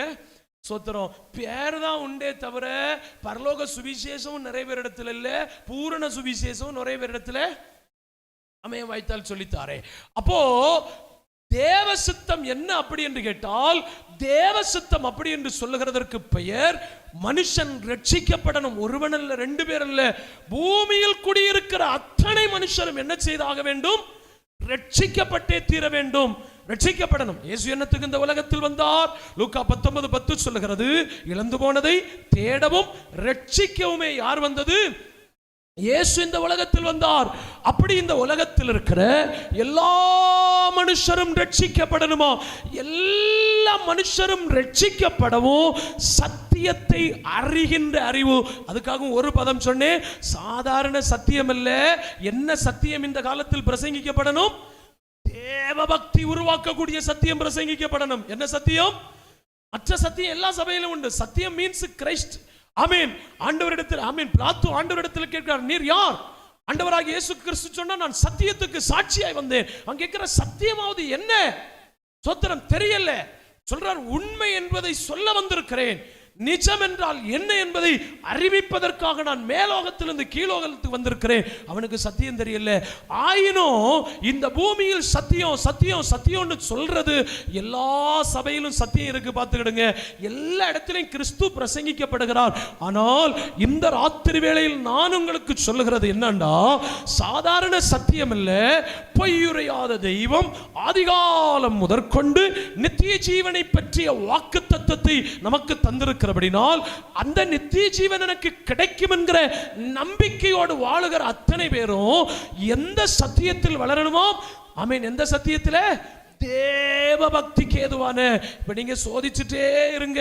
உங்களுடைய ட்ரெஸ்ஸிங், உங்களுடைய நடக்க, உங்க பார்வை, உங்க செயல்கள், உங்களுடைய ஊழிய அனுபவங்கள் எல்லாம் தேவ பக்திக்கு ஏதுவா இருக்குதா, இல்ல மற்றவர்கள் சீன்னு சொல்லக்கூடிய அனுபவத்தில் இருக்குதா, வசனத்துக்கும் உங்களுக்கும் ஏதாகலும் இணைப்பு இருக்குதான்னு சோதிச்சுட்டே இருக்கணும். சோத்திரம். அல்லேலூயா. என்ன சபையில சாதாரண சத்தியம் அல்ல நம்ம கேட்டு வளர வேண்டியது. இது கொடூரமான காலம். இந்த காலத்தில் கேட்டு வளர வேண்டிய சத்தியம் தேவ பக்தி நம்மில் உருவாக்கப்படணும். கடைசி காலத்தில் கொடிய காலம் வரும் என்று அறிவாயாக மனுஷர் தற்பிரியராய், பணப்பிரியராய், வீம்புக்காரராய், அகந்தை உள்ளவராய், தாய் தகப்பன்மாரை ஆமீன் தூசிக்கிறவர்களாய், கீழ்ப்படியாதவர்களாய், அவதூறு பண்ணுகிறவர்கள், நல்லோரை பகைக்கிறவர்களாக, ஆமீன் துராகரம் பண்ணுகிறவர்களாக, ஆமீன் எல்லாத்தையும் சேர்த்து இணைச்சு 2 தீமோத்தேயு 3:5 சொல்லப்பட்டிருக்கு. தேவ பக்தியின் வேஷத்தை தரித்து அதன் பலனை என்ன செய்கிறார்கள்? இப்ப கிறிஸ்தவ மார்க்கம் என்று சொல்லுகிறது வேஷம்தான் சபையில இருக்கிறதே தவிர ஒரிஜினாலிட்டி ஒன்னும் இல்ல. அல்லேலூயா.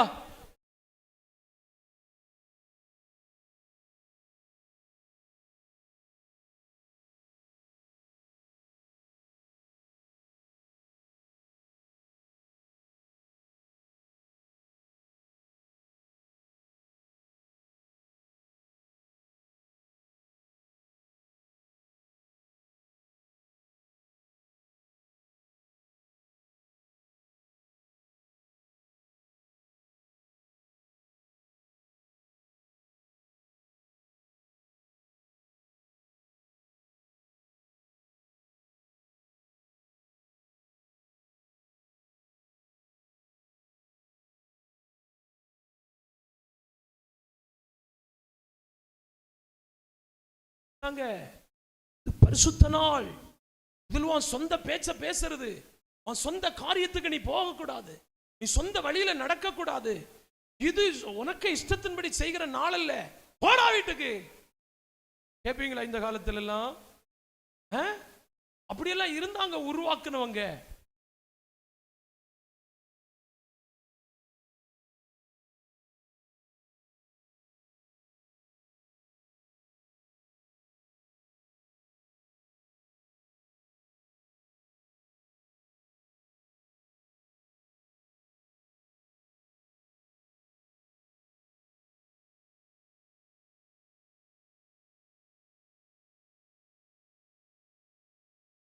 இருந்து தாரை தாரையாய் கண்ணீர் வடிந்தது. வீட்டில் வந்து சொன்னார், பிரசங்க பிடத்தில் ஏற்ற மாட்டேன். இல்லையா? இன்னைக்கு சொன்னா கேட்பீங்களா? இல்லையா? ஏன் நான் சொன்னேன்? சத்தியம் அல்ல தேவை, தேவ பக்திக்கு ஏதுவான சத்தியம். என்ன சத்தியம்? தேவ பக்தியை உண்டாக்குற சத்தியம்.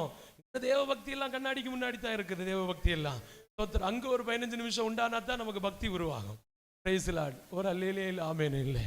சரி போட்டோம். பிரசங்கம் வெளியில கேட்கறாங்க இல்லையா? அப்ப தேவ சித்தம் என்றால் என்ன என்று சொன்னால் எல்லா மனுஷரும் ரட்சிக்கப்படணும்.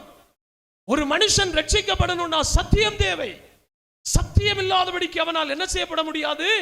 அவன் தப்ப முடியாது, அவன் காப்பாற்றப்பட முடியாது. அவன் தப்பு வைக்கப்படணும்னா அவனுக்கு சத்தியம் சொல்லிக் கொடுக்கப்படணும். ஆமீன். சத்திய உபதேசம் சொல்லிக் கொடுக்கப்படணும். சாதாரண சத்தியம் இல்ல. அவனை சீல பிதுக்கி உருவாக்கி அவனை ஆமீன் எல்லாத்திலையும் காயம் கட்டி அவனை கிளியர் ஆக்கக்கூடிய தேவ பக்தி உருவாக்கக்கூடிய நல்ல சத்தியம் அவனுக்கு தேவை. ஆமீன். ஸ்தோத்திரம். அல்லேலூயா. அப்பத்தான் என்ன உண்டாகும்? ரட்சிப்பு உண்டாகும். என்ன உண்டாகும்? ரட்சிக்கப்படாம ஒருத்தரும் எங்க போய் சேர முடியாது? பரலோகத்துக்கு போக முடியாது. ரட்சிப்பை இழந்தோன்னு வச்சுக்கிடுங்க. ரட்சிப்பு இல்லைன்னு சொன்னா எங்க தான் பங்கா? ஆமீன். வேதத்தில் படிக்கும் போது சீக்கிரமாய் 1 தெசலோனிக்கேயர் நிருப புஸ்தகத்தில் நீங்கள் படிக்கும் போது அங்கே சொல்லப்பட்டிருக்கிறது. ஸ்தோத்திரம். ஆமீன். 1 தெசலோனிக்கேயர் நிருப புஸ்தகம் அதனுடைய 5ஆம் அதிகாரம் 9வது வசனத்தை படிங்க. தேவன் நம்மை கோபாக்கினைக்கென்று நியமிக்காமல் நம்முடைய கர்த்தராகிய இயேசு கிறிஸ்து மூலமாய் ரட்சிப்படைய நியமித்தாரா. என்ன அடைய நியமித்தாரா? அப்ப இந்த பூமியில் வாழ்கின்ற அன்புக்குரிய கர்த்தருடைய மக்களே, எல்லாரையும் தேவன் அவன் செலக்ட் பண்ணியிருக்கிறார், நியமனம் செய்திருக்கிறார். எதற்காக நியமித்திருக்கிறார் அப்படி என்று சொன்னால் எல்லாரையும் ரட்சிப்படைவதற்கென்று நியமித்தாராம். ஆனால் இங்கே ஒரு கூட்டத்தார் தேவனுடைய வருகையில் எடுக்கப்பட முடியாமல் தேவனுடைய ராஜ்யத்துக்கு கைவிடப்பட்டு விட்டார்கள். பரலோக வீட்டை இழந்து விட்டார்கள். பரலோக பாக்கியத்தை இழந்தார்கள். யார் இவர்கள்? இழந்து போனவர்கள் யார் என்று கேட்டால் இவர்கள் ரட்சிக்கப்படாதவர்கள். ஆனா வேதம் சொல்லித் தருகிறது எல்லாரும் ரட்சிக்கப்படணும்னு தான் இயேசு வந்தார், பிரயாசப்பட்டார். மட்டுமல்ல, இந்த பூமியில் மனுஷன் என்று சொல்லி ஒருத்தன் இந்த பூமியில் இப்பொழுதும் வாழ்ந்து கொண்டிருந்தால் அவர்களை எங்கள் ஆண்டவர் எதற்கென்று நியமித்திருக்கிறார் தெரியுமா?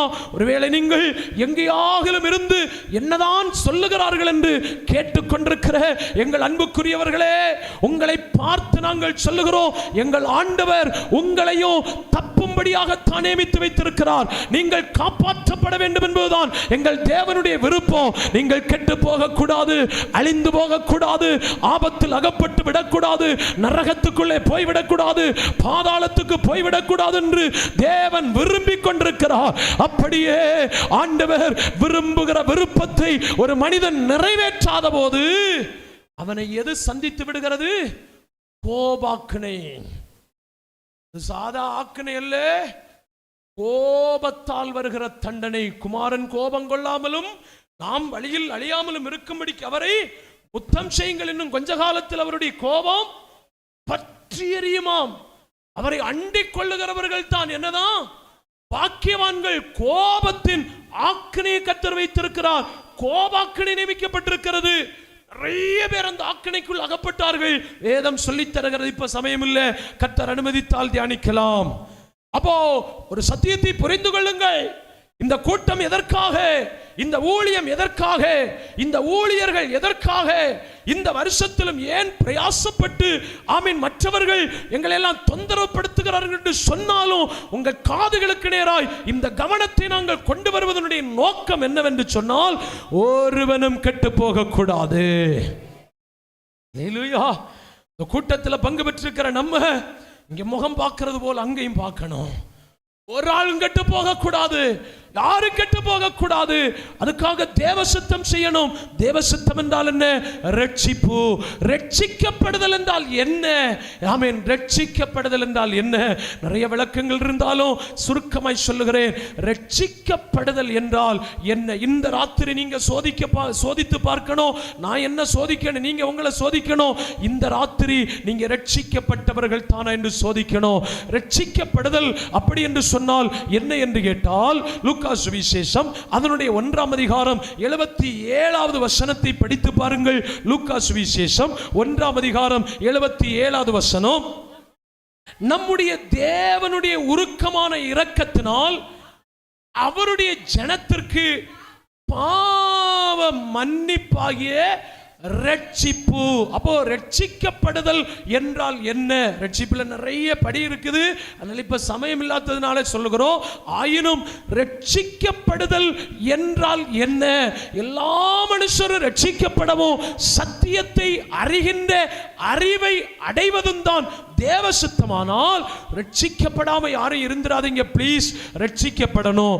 ரட்சிக்கப்படுதல் என்றால் என்ன என்று கேட்டால், நான் செய்த பாவத்திற்கு மன்னிப்பு பெற்றிருக்கிறேனா, நான் செய்த பாவம் மன்னிக்கப்பட்டிருக்கிறதா என்கின்ற பூரண நிச்சயம் உடையவர்களாய் வாழுகிறது தான் 1வது ரட்சிப்புக்கு பெயர். இங்கே வேதம் சொல்லி இருக்கிறது, நமது தேவனுடைய உருக்கமான இரக்கத்தினால் அவருடைய ஜனத்துக்கு என்ன கிடைக்கணுமா? பாவம் மன்னிக்கப்படணுமா? என்ன மன்னிக்கப்படணுமா? பாவ மன்னிப்பாகிய ரட்சிப்பு. பாவ மன்னிப்பாகிய ரட்சிப்பை பெற்றுக் கொள்ளணுமா? ஒரு அல்லேலூயா சொல்லும். அல்லேலூயா. அப்ப இந்த ராத்திரி வேளையில என்ன சோதிக்கணும் தெரியுமா? என்னிடத்தில் இப்பொழுதும் பாவம் இருக்கிறதான்னு சோதிக்கணும். உங்களை நீங்க சோதிக்கணும். பாவம் இருக்கிறதா? பாவத்திலிருந்து நான் தப்புவிக்கப்பட்டிருக்கிறேனா? பாவத்திலிருந்து நான் காப்பாற்றப்பட்டிருக்கிறேனா? பாவமற்ற ஒரு ஜீவியம் என்னிடத்தில் இருக்கிறதா என்பதை ஒவ்வொருத்தரும் சோதிக்கணும். பாவம் இருக்குமே, சங்கடப்படக்கூடாது. பாவம் இருந்தால் இதுவரைக்கும் என்ன பெறவில்லை என்று பேரு? ரட்சிக்கப்படலை என்று பேரு. சோத்திரம். அல்லேலூயா. நேற்றைக்கு ஒரு மனுஷனை காட்டி தந்தேன் இல்லையா?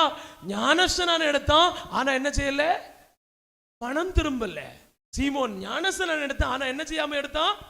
இன்னும் அப்படித்தான் நிறைய பேர் அப்படித்தான் எடுக்கிறாங்க. மனம் திரும்பல, ஆனா எங்க வந்துட்டாங்க? இது ஒன்னும் செல்லுபடி ஆகாது. அதெல்லாம் அப்படி செல்லுபடி ஆகணும்னா இந்த பைபிள் நிறைய பேஜெல்லாம் பிச்சு எடுக்கணும், கிழிக்கணும். என்ன பொறுத்த வரைக்கும் வேதாகமத்தில் நிறைய பேப்பர் கிழிக்கணும். வேதாகமத்தில் பேப்பர் கிழிக்கிறது பாவம்னா அதுக்கு ஒரு உறுப்பாகலும் அதுக்கு ஒரு எழுத்தாகலும் மாற்றக்கூடாது. மாற்றினா உன் மேல வாதைய கூட்டுவேன் என்று சொல்றது நிஜம்னா அது என்னன்னு சொன்னா அந்த ஞானஸ்நானம் செல்லுபடி ஆகாது. பிரைஸ் தி லார்ட், அல்லேலூயா. அதுல எந்த சந்தேகமும் இல்லை. சோத்திரம். ஏன்னா 10 பாஸ் ஆகியதுக்கு ஞானஸ்நானம், 12 பாஸ் ஆகியதுக்கு ஞானஸ்நானம், வேலை கிட்டுனதுக்கு ஞானஸ்நானம், திருமணம் நடந்ததுக்கு ஞானஸ்நானம், திருமணம் நடக்கிறதுக்கு ஞானஸ்நானம். இந்த ஒரு ஞானஸ்நானம் மேலோட்டி எத்தி கூட பார்க்காது. ஏன்னா இவன் மனம் திரும்பி ஞானஸ்நானம் பெற்றவனே அல்ல. மனம் திரும்பி ஞானஸ்நானம் பெற்றவன் அல்ல. இவன் என்னத்துக்கு ஞானஸ்நானம் பெற்றான்? 10 பாஸ் ஆனே ஞானஸ்நானம் எடுத்து, 12 பாஸ் ஆனே ஞானஸ்நானம் எடுத்து, கல்யாணம் நடக்கல. பாஸ்டர் சொன்னாரு கல்யாணம் நடக்கணும்னா ஞானஸ்நானம் எடு. ஞானஸ்நானம் எடுத்து கல்யாணம் நடந்தது. கல்யாணத்துக்காக ஞானஸ்நானம். பின்னாடி தகுதி வாசிக்கணும்னா ஞானஸ்நானம் எடுக்கணும். சரி, ஆமீன். என்ன செய்யணும்? நீ 2 வாரம் கூட்டத்துக்கு வா, 3வது வாரம் நான் உன்னை முக்குவேன். சோத்திரம். அப்போ அதுக்கு பிறகு தான் என்ன எழுத முடியும்? இந்த கேட்டகரி ஒன்றும் போகாது. அதனால தான் நான் சொன்னேன், அப்படி அவிய போவாங்கன்னு உண்மைன்னா வேத புத்தகத்தில் சில பேப்பர்கள் பிச்சு மாற்றணும். அல்லேலூயா. அது ஒன்றும் நடக்காது. அதனால தான் சொன்னேன், பூரணம்னு சொல்ற இடத்துலயும் சில நேரம் என்ன இல்லை, சங்கடம் ஒண்ணு வேண்டாம், சந்தோஷமா சொல்லுங்க. ஆவிக்குரிய வட்டாரத்தில் நம்ம கவனமா இருப்பதற்கு சொல்லுகிறேன், எச்சரிக்கையா இருக்க சொல்லுகிறேன், கவனமா இருக்க சொல்லுகிறேன். சோத்திரம். அல்லேலூயா. முன்னதாக சோதிக்கப்படணுமா? யாரையும் எவரையும் இவர்கள் முன்னதாக சோதிக்கப்படணுமா? தாம் செய்ய போகிற காரியம் என்னதென்று ஆண்டவருக்கு தெரியும். தெரிஞ்சும் ஆண்டவர் கேட்கிறார், பிலிப்புட்ட உங்களிடத்தில் எவ்வளவு அப்பம் இருக்கு? அவருக்கு தெரியும், இந்த அப்பத்தை வச்சு 5000 பேருக்கு நான் கொடுக்க போறேன்னு தெரியும். தெரிந்தும் கர்த்தர் அவர்களை சோதிக்கும் விதமாய் பேசி பார்த்தாரா? இயேசு கிறிஸ்துவே ஒவ்வொரு மனுஷன் என்ன செய்துட்டே தான் இருந்தார்? பரீட்சை பார்த்துட்டு தான் இருந்தார், டெஸ்ட் பண்ணிட்டே தான் இருந்தார். அதனால சோதிக்கணும். அவனை பிடிச்சு உட்கார வச்சு ஒரு சினிமா போட்டு காட்டணும். அப்படி சிரிச்சாயினா அவன் மனம் திரும்பல. சோதிக்கணும். ஆண்டவர் சோதிச்சுட்டே இருப்பார். ரட்சிக்கப்பட்ட எல்லாரையும் எங்களுக்கு ஆமீன் ஆடம்பரம் இல்ல, சுயம் இல்ல, நாங்க எல்லாம் இன்னைக்கே வருத்தம் தெரியுமா? அதனால தான் நாங்க மனம் திரும்பி ஞானம் இன்னும் வரைக்கும் மறுக்கலையே. பின்ன எப்படி பரலோகம் போவோம்? தேவ சித்தம் செய்யாத ஒருவனும் தேவராஜ்யத்துக்கு போகலாம் என்று நினைத்து கூட பார்க்க கூடாது. பின்ன நீங்க யாரும் வரண்டாம் என்றல்ல நாங்கள் பிரசங்கிக்கிறது. எல்லாரும் வந்து சேரணும். ஒருவனும் கெட்டு போக கூடாது, ஒருவனும் கைவிடப்பட்டு போக கூடாது. எல்லாரும் ரட்சிக்கப்பட்டு தான் ஆகணும். ரட்சிக்கப்படுதல் என்று சொன்னால் என்ன? ரட்சிக்கப்படுதல் என்று சொன்னால் என்ன என்று சொன்னால் பாவமற்ற வாழ்க்கை வாழணும், பாவத்தை மன்னிப்பு பெற்றுக் கொள்ளணும். பாவம் நம்மிடத்துல அதுக்கான ஒரு வியாக்கியானம் என்ன வியாக்கியானம்னு சொன்னா, எவனுடைய பாவம், எவனுடைய மீறுதல் மூடப்பட்டதோ, எவனுடைய பாவம் மன்னிக்கப்பட்டதோ அவன். அப்படின்னு அதனுடைய அர்த்தம் என்ன? பொய் என்கிற பாவம் உங்களுக்கு மன்னிக்கப்பட்டதும் மூடப்பட்டதும் உண்டானால், அதாவது குழி தோண்டி இந்த புத்தகத்தையோ இதையோ தூக்கி மண்ணுக்குள்ள போட்டு ஆமீன் 5 நம்மாட்டி மண்ணை தூக்கி மூடிட்டேன்னா இனி நான் என்னதான் கண்ணு திறந்து பார்த்தாலும் இதை என்னால காணவே. பொய் அப்படி என்று சொல்லுகிற ஒரு பாவம் தெய்வம் மூடுனது உண்டுன்னா, அதை மன்னித்தது உண்டுன்னா, அதுக்கு மேல மனுஷன் பொய் சொல்லவே. காரணம் சொன்னேன், இச்சை என்கிற ஒரு பாவம் மன்னிக்கப்பட்டது உண்டுன்னா இனி என்னிடத்தில் என்ன வராது? இச்சை வராது. கெட்ட வார்த்தை என்கிற ஒரு பாவம் மன்னிக்கப்பட்டது உண்டுன்னா இனி என்னிடத்தில் கெட்ட வார்த்தை வராது. எரிச்சல் என்கிற ஒரு பாவம் மன்னிக்கப்பட்டது உண்டுன்னா இனி என்னிடத்தில் எரிச்சல் வராது. ஏன்னா பாக்கியவானவன், அவனுடைய மீறுதல் மன்னிக்கப்பட்டது, அவனுடைய பாவம் மூடப்பட்டது. அத ஆண்டவர் சமுத்திரத்தின் அடியாழத்துல தோண்டி போட்டுட்டாராம், கடல்ல. பாவ மன்னிப்பு எல்லாம் சும்மா இல்ல. ஒரு மனுஷனிடத்துல இப்ப நீங்க உண்மையிலே அறிக்கை பண்ற எந்த பாவமும் மன்னிக்கப்படும். அறிக்கை பண்ற பாவம் என்ன செய்யப்படும்? மன்னிக்கப்படும். மன்னிக்கப்பட்டாயிற்றா என்பதை எதுல கண்டுபிடிக்கலாம்? எதில் கண்டுபிடிக்கலாம்னு சொன்னா, திரும்ப அது இனிமேல் உங்களை தொந்தரவே செய்யாத. எக்ஸாம்பிள், பொய். ஆண்டவரே திடீர்னு பொய் பேசி விடுறேன். என்கிட்ட இந்த பிரதர் கேட்டார், சாப்பிட்டீங்களா அப்படின்னு சொல்லிட்டு. நான் சொன்னேன், சாப்பிட்டேன். ஆனா நான் இன்னும் என்ன செய்யல, சாப்பிடல. நான் பொய் சொல்லிட்டேன் ஆண்டவரே. இப்படி பல பொய் என்ன அறியாம வந்து விடுது ஆண்டவரே, தயவு செய்து என்ன மன்னிச்சிருங்கப்பா. இப்படின்னு மனசார நீங்க பொய் மன்னிக்கப்படுவதற்காக அந்த பாவத்தை அறிக்கை பண்ணி விட்டீர்களே ஆனால் அந்த பாவத்தை தேவன் என்ன செய்வாராம்? பாவத்தை அறிக்கை பண்ணாம அதை லேசா மறைச்சிட்டு சும்மா வாயில வச்சுட்டு ஆண்டவரே எப்ப பார்த்தாலும் போய் பேசுறேன் சோத்திரம் சோத்திரம் சோத்திரம் சோத்திரம் ஆண்டவரேன்னு சொல்லி அதை விடாதபடிக்கு வச்சிருந்தா அது எங்கதான் கிடக்கும்? பாவத்தை மறைக்கிறவன் அறிக்கை செய்து விட்டால் என்ன வெளிப்படும் அப்படின்னு அதுக்கு அர்த்தம் என்ன? இனி உங்களை அது என்ன செய்யாது? தொடராது. இனி அந்த பாவம் உங்களை தொடராது. அது ஆண்டவர் கழுகிட்டார், அது ஆண்டவர் மன்னிச்சிட்டார். இப்ப நீங்க நினைச்சு பாருங்க, பாவம் என்று சொல்லுகின்ற ஏதாவது உங்களை அலட்டுகிறதா? ஒவ்வொருத்தருக்கு ஒவ்வொரு விதத்தில் இருக்கும், ஒவ்வொருத்தருக்கு ஒவ்வொரு வேஷத்தில் இருக்கும், ஒவ்வொருத்தருக்கு ஒவ்வொரு கேரக்டரை பொறுத்து இருக்கும். பாவம் எல்லாத்துக்கும் பேர் பாவம் தான். ரட்சிக்கப்படுதல் என்று சொன்னால் என்ன அப்படி என்று சொன்னால், பாவம் மன்னிக்கப்படணும். பாவம் என்ன செய்யப்படணும்? மன்னிக்கப்படணும். உதாரணத்திற்கு வேத புத்தகத்தில் மத்தேயு எழுதின சுவிசேஷத்தின் புஸ்தகம் தெரிந்த விஷயம்தான், அதனால் நானே சொல்லிவிடுகிறேன்.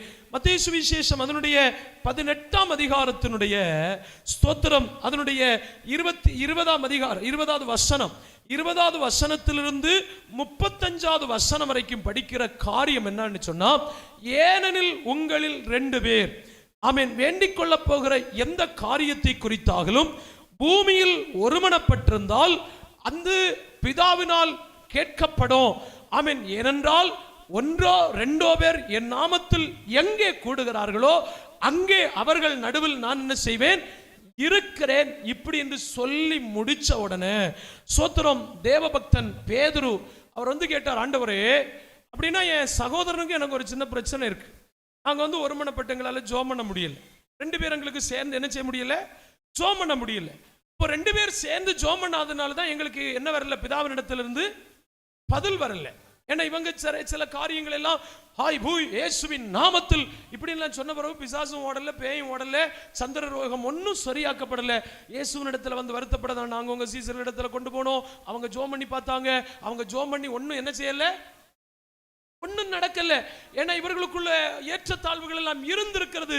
அதனால தான் இந்த காரியத்தை ஆண்டவர் சொன்ன உடனே இந்த மனுஷன் வந்து கேட்கிறார், பேதுரு வந்து கேட்கிறார், ஆண்டவரே அப்படியானால் என் சகோதரன் எனக்கு விரோதமாய் குற்றம் செய்தால் எத்தனை தரம் நான் அவனை மன்னிக்கணும்? மன்னித்தல குறித்தாக சொல்றேன், மன்னித்தல்.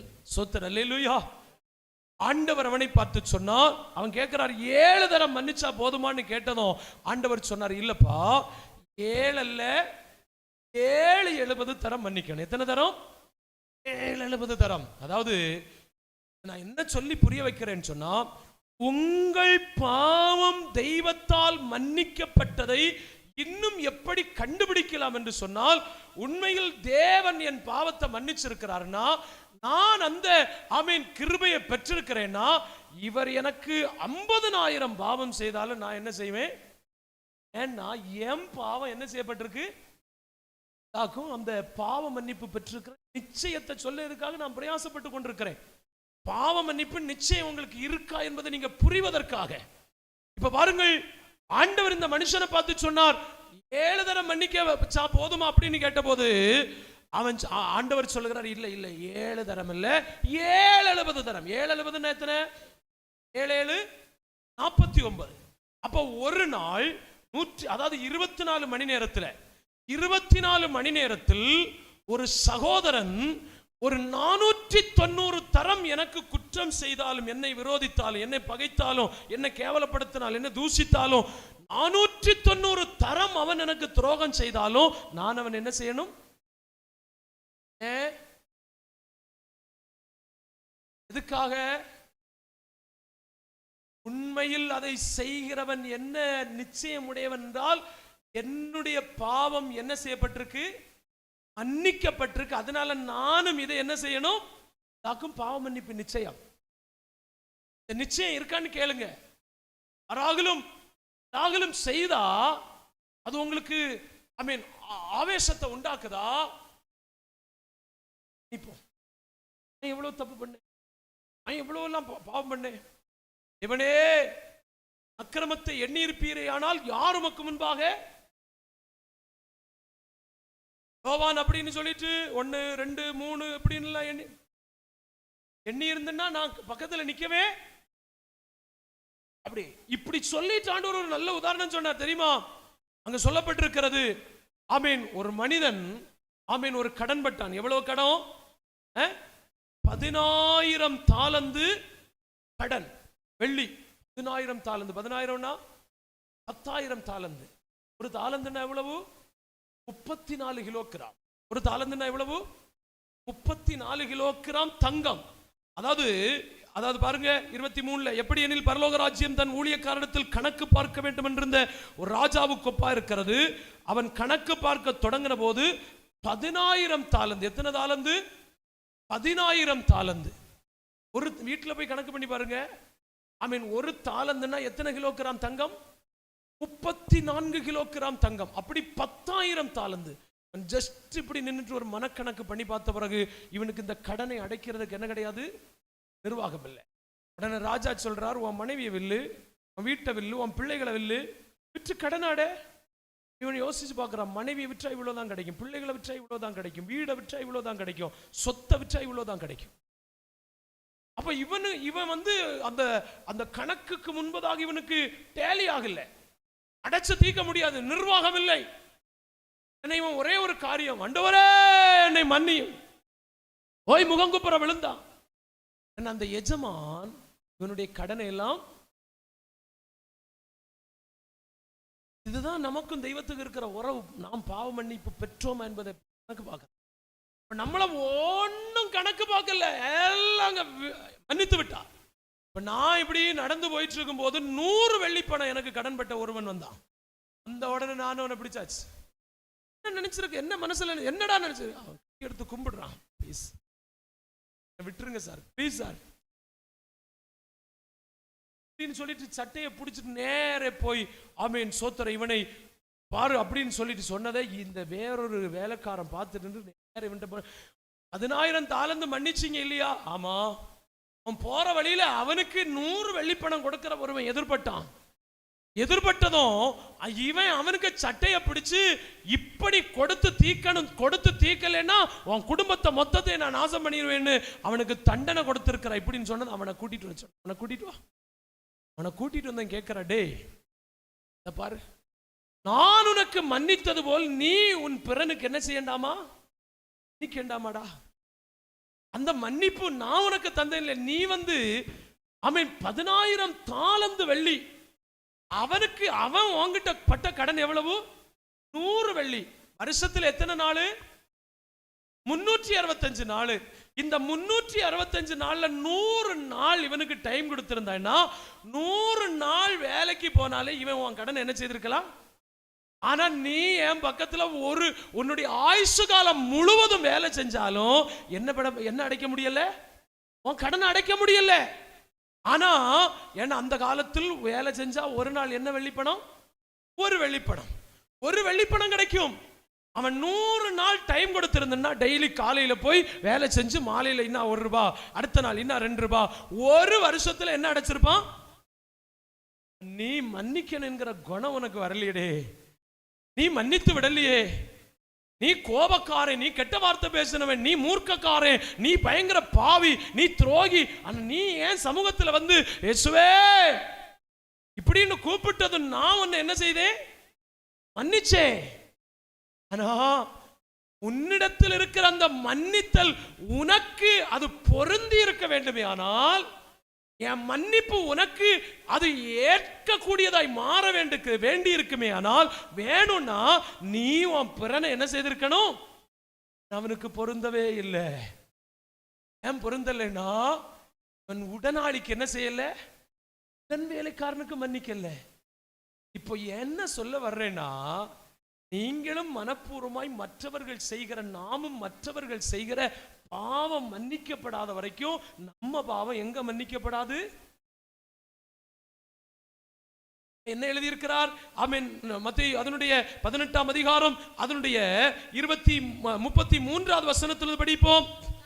நான் உனக்கு இறங்கினது போல நீ உன் உடன் வேலைக்காரனுக்கு இறங்க வேண்டாமோ என்று சொல்லி அவனுடைய ஆண்டவன் கோபமடைந்து அவன் பட்ட கடனை எல்லாம் தனக்கு கொடுத்து தீர்க்கும் அளவும் உபாதிக்கிறவர்களிடத்தில் அவனை ஒப்புக் கொடுத்தான். நீங்களும் அவனவன் தன் சகோதரன் செய்த தப்பிதங்களை மனப்பூர்வமாய் மன்னியாமல் போனால் என் பரமபிதாவும் உங்களுக்கும் இப்படியே செய்வார். பார்த்தீங்களா, பரமபிதாவும் உங்களுக்கு இப்படியே செய்வார். எப்படி செய்வார்? மன்னித்தேன் அப்படி என்று சொல்லி இருக்கும் போது நாம் மற்றவர்களுக்கு மன்னியாததினால் ஆமென், நமக்கும் என்ன செய்யப்படாதாம்? மன்னிக்கப்படாது. கரெக்டா தெளிவா இருக்கிறீங்க நீங்க.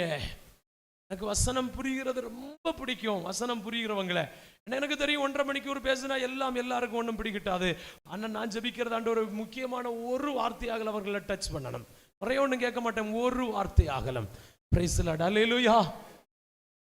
அப்போ இப்ப நீங்க கணக்கு பார்க்கணும். இப்ப என்ன கணக்கு பார்க்கணும்னா, உண்மையில் நான் ரட்சிக்கப்பட்டவன் தானா? எப்படி கண்டுபிடிக்கலாம்? ஒரு மனுஷன் ரட்சிக்கப்பட்டிருக்கிறான்னா அவனுடைய உடனாளி அவனுக்கு என்ன துரோகம் செய்தாலும் அவன் என்ன செய்யக்கூடியவனா இருப்பான்? மன்னிக்கிறவனா இருப்பான். நீங்கள் நல்ல மன்னிக்கிற ஒரு குணமுடையவர்களாய் இருந்தால், இன்றைக்கு இந்த பிரசங்க பீடத்தில் சந்தோஷத்தோடு கூப்பிட்டு சொல்லுகிறேன், உங்கள் பாவம் பரலோகத்தில் மன்னிக்கப்பட்டிருக்கிறது. இல்ல உங்க புருஷனை மன்னிக்க முடியல, தாயை மன்னிக்க முடியல, தகப்பனை மன்னிக்க முடியல, சகோதரனை மன்னிக்க முடியல, உடனாளியை மன்னிக்க முடியல, விசுவாசியை மன்னிக்க முடியல, எஜமான மன்னிக்க முடியல, வேலைக்காரனை மன்னிக்க முடியல, உங்க கடனாளியை மன்னிக்க முடியலன்னா உண்மையிலே நான் சொல்றேன், பாவ மன்னிப்பு நிச்சயம் இதுவரைக்கும் கிடைக்கவில்லை. பாவம் தலை தூக்கி போராடி கொண்டிருக்கிறது, பாவத்தை சுமந்து கொண்டிருக்கிறோம். ஆனால் அதற்கல்ல இயேசு இன்றைக்கு பிரயாசப்படுகிறது. இந்த பூமியில் இருக்கிற அத்தனை பேரும் பாவ மன்னிப்பாகிய ரட்சிப்பை பெற்றுக் கொள்ளணும். எத்தனை பேருக்கு விசுவாசம் உண்டு? ஒரு வார்த்தை வாய்களை திறந்து கேளுங்க.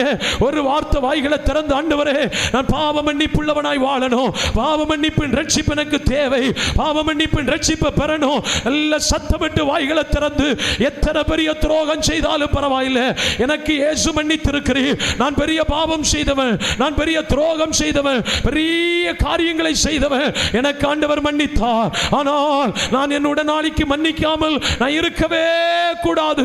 எல்லா வாய்களை திறந்து, கைகளை தட்டி வாய்களை திறந்து இந்த ராத்திரி வேளையில நல்ல சத்தமா ஜெபிக்கணும், சத்தமா ஜெபிக்கணும். ஆண்டவரே, ஒரு மன்னிப்பு என்னிடத்தில் வெளிப்பட்டால் ஒழிய என்னை பரலோகம் மன்னித்ததுங்கிற நிச்சயம் எனக்கு இல்லை.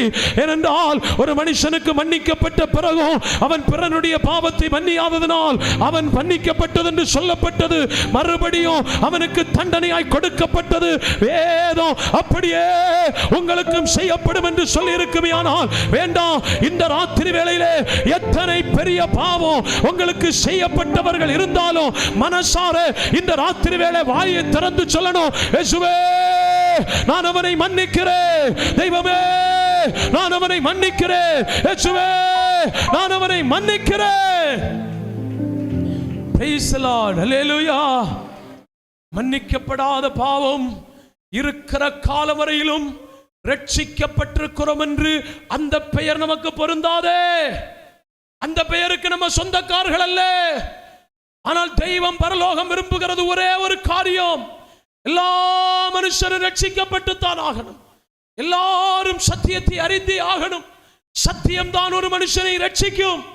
அதனால் இன்றும் பாவம் என்கிற ஒரு தூண்டு சக்தியாகலும் என்னிடத்திலோ உங்களிடத்திலோ இருந்தால் இந்த ராத்திரி வேளையிலே ஆண்டவரிடத்தில் கேட்கணும், என்னை இரத்தத்தால் கழுவி என்னை ரட்சிக்க வேண்டும் என்று கேட்கணும். ஸ்தோத்திரம், அல்லேலூயா. 7 விதமான ரட்சிப்புகளை குறித்து பேசணும்னு நினைத்தேன், நேரம் இல்லை. ஒரு காரியத்தை கூட சொல்லுகிறேன். அப்படியானால் ரட்சிக்கப்படுதல் என்றால் என்ன? அப்படி என்று கேட்டால் பாவம் மன்னிக்கப்படுதல். பாவம் மன்னித்தல் என்கிற நிச்சயம் எதனால் வெளிப்படும் என்று கேட்டால், பரலோகம் என்னை மன்னித்ததுண்டானால் எனக்கு ஒரு நாள் 500 பாவம் ஒருத்தன் செய்தாலும் 5000 குற்றம் செய்தாலும் ஆண்டவரே நான் அவனை மன்னிக்கிறேன் என்று சொல்லுகிறவனுக்கு பரலோகம் மன்னித்திருக்கிறது. ஆண்டவரே அவனை நான் மன்னிக்க மாட்டேன், என்ன ஆனாலும் மன்னிக்க மாட்டேன் என்று சொல்லுகிறவனுக்கு பரலோகம் என்ன செய்யாது? ஒரு சின்ன உதாரணம் ஞாபகம் வருகிறது. நிறைய செய்திகளில் நான் சொல்லியிருக்கிறேன். நல்ல ஒரு ஊழியக்கார ஆமென் பிள்ளைகளை பெற்ற ஒரு தாய், ஒரு ஊழியரை உருவாக்கின தாய், ஊழியனை வளர்த்து ஆளாக்கின தாய், அந்த தாய்க்கு 3 சகோதரர்கள், ஆக 4 பேர். இவங்க தங்களுடைய குடும்ப சொத்து பங்கு வைக்கும் போது ஒரு சின்ன தகராறு. ஆமேன். ஏதோ அவங்களுக்கு கொடுக்கல், ஆமேன், அந்த ஷேர்ல, ஆமேன், அந்த பங்குல வீதம் ஏதோ குறைந்ததுனால அவங்க எல்லாம் சாதாரண கிறிஸ்தவர்கள். ஒரு தாயும் நல்ல ஆவிக்குரிய தாய் நம் மனசுல எழுதிட்டாங்க, சாகர காலம் வரைக்கும் இந்த பயலுக்கு முகத்துல முழிக்கவே கூடாது, இவனுங்களை மன்னிக்கவே கூடாது. என்ன நினைச்சிருப்பாங்க, சகோதரிக்கு கொடுக்க வேண்டியதெல்லாம் கொடுத்து கல்யாணம் பண்ணிட்டோம், சரி தயாள குலத்துல அவளுக்கும் ஒரு ஷேர் கொடுப்போம், ஆனா இவங்களை போல இல்லைன்னு சொல்லிட்டு அதுக்கு மனஸ்தாபப்பட்டு அந்த சகோதரர்களை மன்னிக்கல. அம்மீன், இந்த அம்மா இப்போ மரண தருவாயில வராங்க. இவங்களுக்கு ஒரு ஊழியக்கார மகன் ஜோம் பண்ணும்போது, தாயினுடைய சுகத்துக்காக ஜோம் பண்ணும்போது ஆண்டவர் பேசுகிறார், உங்க அம்மா விட்ட ஒரு குறை இருக்கு. அவர் கேட்கிறார், என்ன குறை? அவங்க சொந்த சகோதரர்களை அவங்க மன்னிக்கல, இன்னும் ஒரே ஒரு குறை. இப்போ வெயிட் சுகம் ஊழியம் செஞ்சாங்க, சுத்தவாட்டி. பாஸ்டர் வந்து சொல்றாங்க, எங்க அம்மாவை போல பெர்ஃபெக்ட் ஆனவங்களை நான் யாரையும் பார்க்கல, உங்க பிள்ளை உங்க மகன் நான் உங்களை குறித்து சாட்சி சொல்றேன், நீங்க நல்லா இருக்கிறீங்க, நல்லா வளர்த்தீங்க, நல்லா உருவாக்குனீங்க. உங்களுடைய ஆரோக்கியத்திற்காக ஜெபிக்கும் போது கர்த்தர் ஒரே ஒரு காரியம் சொல்லியிருக்கிறார், மாமாமார மன்னிக்கணும். மாமாமார் மேல உங்களுக்கு ஒரு மனஸ்தாபம். இந்த தாய் சொன்னாங்க, நடக்காது, மன்னிக்க மாட்டேன். அம்மா ப்ளீஸ், அம்மா உங்க சகோதரர், உங்க ரத்தத்தை நீங்க மன்னிக்கணும் சொன்னாங்க. இன்னும் படுக்கை ஆகிட்டாங்க. அப்போ சொல்றாங்க, எனக்கு இன்னும் தெளிவு வரல, உங்க உடன் சகோதரர்களை நீங்க மன்னிக்கணும் ப்ளீஸ். அவங்க அதை மறந்துட்டு தன் சொந்த சகோதரியை பார்க்கறாங்க, விசாரிக்கிறாங்க. ஆனால் இந்த தாய் திருப்பி கொண்டே படுக்கையில் படுத்தாங்க, மரித்து போனார்கள். அவருடைய உள்ளத்தில் ஒரு பெரிய பார சுமை. எங்க அம்மா எல்லாத்திலையும் நல்லா இருக்கிறாங்களே, எங்க அம்மா எல்லாத்திலையும் நல்லா இருக்கிறாங்களே, ஆனா ஒரே ஒரு காரியம், எங்க மாமாமார் செய்த காரியத்தை மன்னிக்கல, அவ்வளவுதானே. இப்ப அடுத்த ஜெபம் என்னன்னா, எங்க அம்மா எங்க இருக்கிறாங்க, எங்க அம்மா எங்க இருக்கிறாங்க, எனக்கு தெரியணும் இயேசுவே ப்ளீஸ், எனக்கு தெரியணும். 6 மாத காலங்கள் தாண்டினது, ஜெபத்துக்கு பதில் வரவில்லை. ஒரு நாள் இது போல பிரசங்கம் முடித்துக் கொண்டு டயர்ட்ல போய் கட்டில கமந்து ஜெபித்த போது நித்திரை மயக்கத்தில் தன்னுடைய ஆவி எடுக்கப்பட்டது. ஆமேன். அதை நல்லா பார்க்கிறார். இவருடைய சரீரம் படுத்து கிடக்கிறது. ஆமேன். ஆத்துமா வெளியில் நிற்கிறது. ஒரு தீக்குச்சி தன்னுடைய கண்ணுக்கு முன்பதாய் வந்து நின்றது. அது ஸ்டார்ட், அந்த தீக்குச்சி வேகமாய் புறப்பட தொடங்கினது. இந்த ஆத்மாவும் வேகமாய் இந்த தீக்குச்சிக்கு பின்னால போக தொடங்கினது. அந்த சிறிய தீபம் போய் ஒரு தாழ்வான இடத்தில் வேகமாய் போனது. இந்த ஆத்மாவும் இந்த தாழ்வான இடத்தில் வேகமாய் போக தொடங்கினது. அங்க போகும்போது, ஐயோ அம்மா அப்பா, இந்த ஒரு காரியத்துக்காகவா, இந்த ஒரு காரியத்துக்காகவா நான் இந்த இடத்துல வந்தேன், நான் எவ்வளவு பரிசுத்தமா வாழ்ந்தேன், நான் எவ்வளவு தூய்மையா வாழ்ந்தவன், இந்த ஒரு காரியத்துக்காகவா, இந்த ஒரு காரியத்துக்காகவா. இந்த அலறுதல் சத்தத்தை கேட்டு இந்த ஆத்மா பார்க்கும்போது சுத்தவாட்டி என்று சாட்சி கொடுத்த தன்னுடைய தாயார் வேதனை உள்ள ஸ்தலத்தில் இருந்து கொண்டு சொல்றாங்க, நான் அவங்களை மன்னிக்காத ஒரு காரியமா, நான் அவர்களை மன்னிக்காத ஒரு காரியமா. அதனால சபையே, மற்றவர்களை மன்னிக்காத ஒரு பாவத்துக்காக ஒரு ஆத்மா இந்த பூமியில் இலக்குதியானால் வேண்டாம். ஐராக்கியங்கள், பிணக்கங்கள், பகைகள், எரிச்சல்கள், கோபங்கள், மூர்க்கங்கள் ஒன்றும் நம்மளை தெய்வ ராஜ்யத்துக்கு கொண்டு போகாது. யாருக்கு காலில் விழணுமோ விழுந்துத்தான் ஆகணும், யாரிடத்துல தாமே மன்னிப்பு கேட்கணுமோ கேட்டுத்தான் ஆகணும். நான் ஒரு முறை பிரசங்கித்து நடந்து பிரசங்கித்த போது ஒரு பாஸ்டருக்கு காலில் இப்படி இடிச்சுட்டேன். நான் பேசாம பிரசங்கம் பண்ணிட்டு வந்துட்டேன். அதே வார்த்தை என்னுடைய உள்ளத்தில் ஒரு நாள் ஆவியானவர் சொன்னார், அந்த ஊழியக்காரிடத்தில் நீ மன்னிப்பு கேட்கணும். 2-3 மாதத்துக்கு முன்பதாக ஒரு சபையில் பிரசங்கத்துக்கு அழைக்கப்பட்ட போது அவர் இருந்தார். நான் அவரை பார்த்து கேட்டேன், பாஸ்டர் அன்னைக்கு இப்படி ஒரு இடத்தில் பிரசங்கம் பண்ண போது நான் இப்படி தட்டிட்டேன், உங்கள்கிட்ட சாரி பாஸ்டர் மன்னிச்சிருங்கன்னு சொல்லல. ஆமீன். வருஷம் தாண்டி விட்டது. ஆவியானவரிடத்தில் இடைப்பட்டார், என்ன தயவு செய்து மன்னிச்சிருங்க. ஒரு வயசாக இருக்கிறார். இப்போ அவர் சொன்னார், ஒன்றும் இல்லை தம்பி ப்ளீஸ், அதெல்லாம் ஒன்றும் இல்லை, அதெல்லாம் எனக்கே ஞாபகம். நான் சொன்னேன், மன்னிச்சிருங்கன்னு சொல்லுங்க. சரி போ. Price the Lord. இப்படி ஆவியானவர் நம்மிடத்தில் இடைபடுகிறாரே, ஆனால் இப்படி பரிசுத்த ஆவியானவர் சொல்ல முடியும்னா இன்னைக்கு வாய் திறந்து சொல்லணும், இயேசுவே எனக்கு விரோதமா எத்தனை பெரிய பாவம் செய்தாலும், எனக்கு விரோதமா எத்தனை பெரிய தீங்கு செய்தாலும், எனக்கு விரோதமா எத்தனை பெரிய துரோகம் செய்தாலும் நான் மன்னிக்கிறேன். வாயை திறந்து சொல்லணும், மன்னிக்கிறேன், எங்க அம்மாவை மன்னிக்கிறேன், எங்க அப்பாவை மன்னிக்கிறேன், என் பிள்ளைய மன்னிக்கிறேன், எங்க பெற்றோர்களை மன்னிக்கிறேன், என் சகோதரனை மன்னிக்கிறேன், என் சகோதரியை மன்னிக்கிறேன், எங்க பாஸ்டரை மன்னிக்கிறேன், எங்க விசுவாசியை மன்னிக்கிறேன், எங்க பக்கத்து வீட்டுக்காரரை மன்னிக்கிறேன். மன்னிக்கணும். இல்லாவிட்டால் பரலோகத்துக்குள் போக முடியாது. ரட்சிக்கப்படாத ஒருத்தனுக்கும் போக முடியாது. பாவ மன்னிப்படையாத ஒருவனுக்கும் போக முடியாது. கர்த்தாவே என்று சொல்லலாம், இயேசுன்னு கூப்பிடலாம், தேவனே என்று கூப்பிடலாம், பாட்டு பாடலாம், துதிக்கலாம், பிரசங்கிக்கலாம், ஆராதிக்கலாம், என்ன வேணும்னாலும் சொல்லலாம். பரலோகத்தில் போக முடியாது. அற்புதம் செய்கிறதுனால அல்ல, பிசாசு துரத்துகிறதுனால அல்ல, பேய ஓட்டுனதுனால அல்ல, வியாதிக்காரனை தூக்கி விட்டதுனால அல்ல. கர்த்தர் கேட்டார், தேவ சித்தம் செய்தாயோ? தேவ சித்தம் செய்யாத யாருக்கும் அங்கே இடமில்லை. பரலோக சித்தம் செய்யணும். இயேசு வரும்போதே சொன்னது அதுதான். இதோ நான் வருகிறேன், புத்தக சுருளில் என்னை குறித்து எழுதியிருக்கிறது, இதோ உம்முடைய சித்தம் செய்ய வருகிறேன். கடைசியிலும் சித்தத்துக்காக ஜபித்து ஒப்பு கொடுத்து போனவராக நம்ம ஆண்டவர்.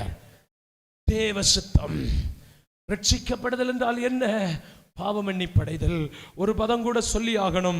ஆமென். மார்க் 16:16. ரட்சிக்கப்படுதல் என்றால் என்ன? வாசித்து பாருங்கள், முடிக்கலாம். மார்க் 16:16. விசுவாசம் உள்ளவனாகி ஞானஸ்நானம் பெறுகிறவன் மாத்திரம்தான் ரட்சிக்கப்படுவான். குழந்தை ஞானஸ்நானம் எடுத்தா போகாது, கொடிகளுக்கு கீழே போகிறதுனால் போகாது, தண்ணீர் தெளித்ததுனால் போகாது. ஆமென். மற்றும் நான் சொன்னேன் அல்லவா, வேத உடன்படிக்கைக்கு மாறாக எந்த ஞானஸ்நானம் எடுத்தாலும் போகாது. ரட்சிப்பல்லாது. விசுவாசம் வரணும். என்ன விசுவாசம்? ரோமர் 10:9-10 என்னவென்றால், கர்த்தராகிய இயேசு கிறிஸ்துவை நீ உன் வாயினால் அறிக்கையிட்டு தேவன் அவரை மரித்தோர்ந்து எழுப்பினார் என்று நீ விசுவாசிக்கணும். அந்த விசுவாசித்து நீ ஞானஸ்நானம் பெறணும். இந்த கூட்டத்தில் இந்த ராத்திரி வேளை வரையிலும் இதுவரையிலும் இயேசு என்னுடைய பாவத்துக்காக அவர் ரத்தம் சிந்தி இருக்கிறார் என்று, அவர் சிந்தின ரத்தத்தினால் எனக்கு பாவ மன்னிப்பு உண்டாகும் என்று விசுவாசித்து பிதா, குமாரன், பரிசுத்த ஆவியின் நாமத்தினால் தண்ணிக்குள் முங்கி ஞானஸ்நானம் எடுக்காத யாராகிலும் இருந்தால், யாராவது இருந்தால், இதுவரைக்கும் ஞானஸ்நானம் எடுக்காத யாராகிலும் இருந்தால், உங்க பெயர் ரட்சிக்கப்பட்டதென்று இல்லவே இல்லை. நீங்க கர்த்தாவே கர்த்தாவே என்று கூப்பிடுகிற கூட்டம் தான். அதனால் பரலோகத்துக்கு போக வேண்டும் என்று கட்டாயமில்லை. பரலோகம் உங்களை நாமே ஏற்றுக்கொள்ள வேண்டும் என்று கட்டாயமில்லை. பரலோகம் ஒருவேளை உங்களை நிராகரிக்கும். பரலோகம் உங்களை அங்கீகரிக்காது. நாங்க உங்களை அங்கீகரிப்போம், நாங்கள் உங்களை ஏற்றுக்கொள்ளலாம். உங்க பெயர் எங்களுடைய பதிவேட்டில் பதிவு செய்யப்படும். ஆனால் நீங்கள் ரட்சிக்கப்படவில்லை. நீங்கள் பிதா, குமாரன், பரிசுத்த ஆவியின் நாமத்தில் தண்ணிக்குள் முங்கி ஞானஸ்நானம் எடுத்தால் தான் பெயர் ரட்சிக்கப்படுதல். ரட்சிக்கப்படாத ஒருவரும் தேவசித்தம் செய்தவர்கள் அல்ல. தேவசித்தம் செய்யாதவர்களை பரலோகம் ஏற்றுக்கொள்ளாது. சிஸ்டர், பிரதர், தாயே, தகப்பனே, எங்கேயாகிலும் எங்கள் சத்தத்தை கேட்கிறவர்களே, அதனால் இதுவே அனுக்கிரக காலம், இதுவே ரட்சணிய நாள். இதுவரையிலும் இந்த கூட்டத்திலாகிலும் ஞானஸ்நானம் எடுக்கலேனா, ஆமென், இயேசுவை சொந்த ரட்சகராய் ஏற்று பாவ மன்னிப்பு நிச்சயத்தை பெற்று தண்ணிக்குள் ஆமென் மூழ்கி ஞானஸ்நானம் எடுத்தால் தான் ரட்சிக்கப்படுவீர்கள். ரட்சிக்கப்பட்டால் ஒழிய எங்க போக முடியாது? பரலோகத்தில் இருக்கிற என் பிதாவின் சித்தத்தில் மூன்றாவது சித்தமாக்கும் ரட்சிக்கப்படுதல். நான் நிறுத்துகிறேன். 7 விதமான ரட்சிப்புண்டு. அது 2 காரியத்தை சொன்னேன். 1 பாவ மன்னிப்பின் நிச்சயம் பெறுதல், 2 தண்ணிக்குள் முழுகி ஞானஸ்நானம் எடுத்தல்.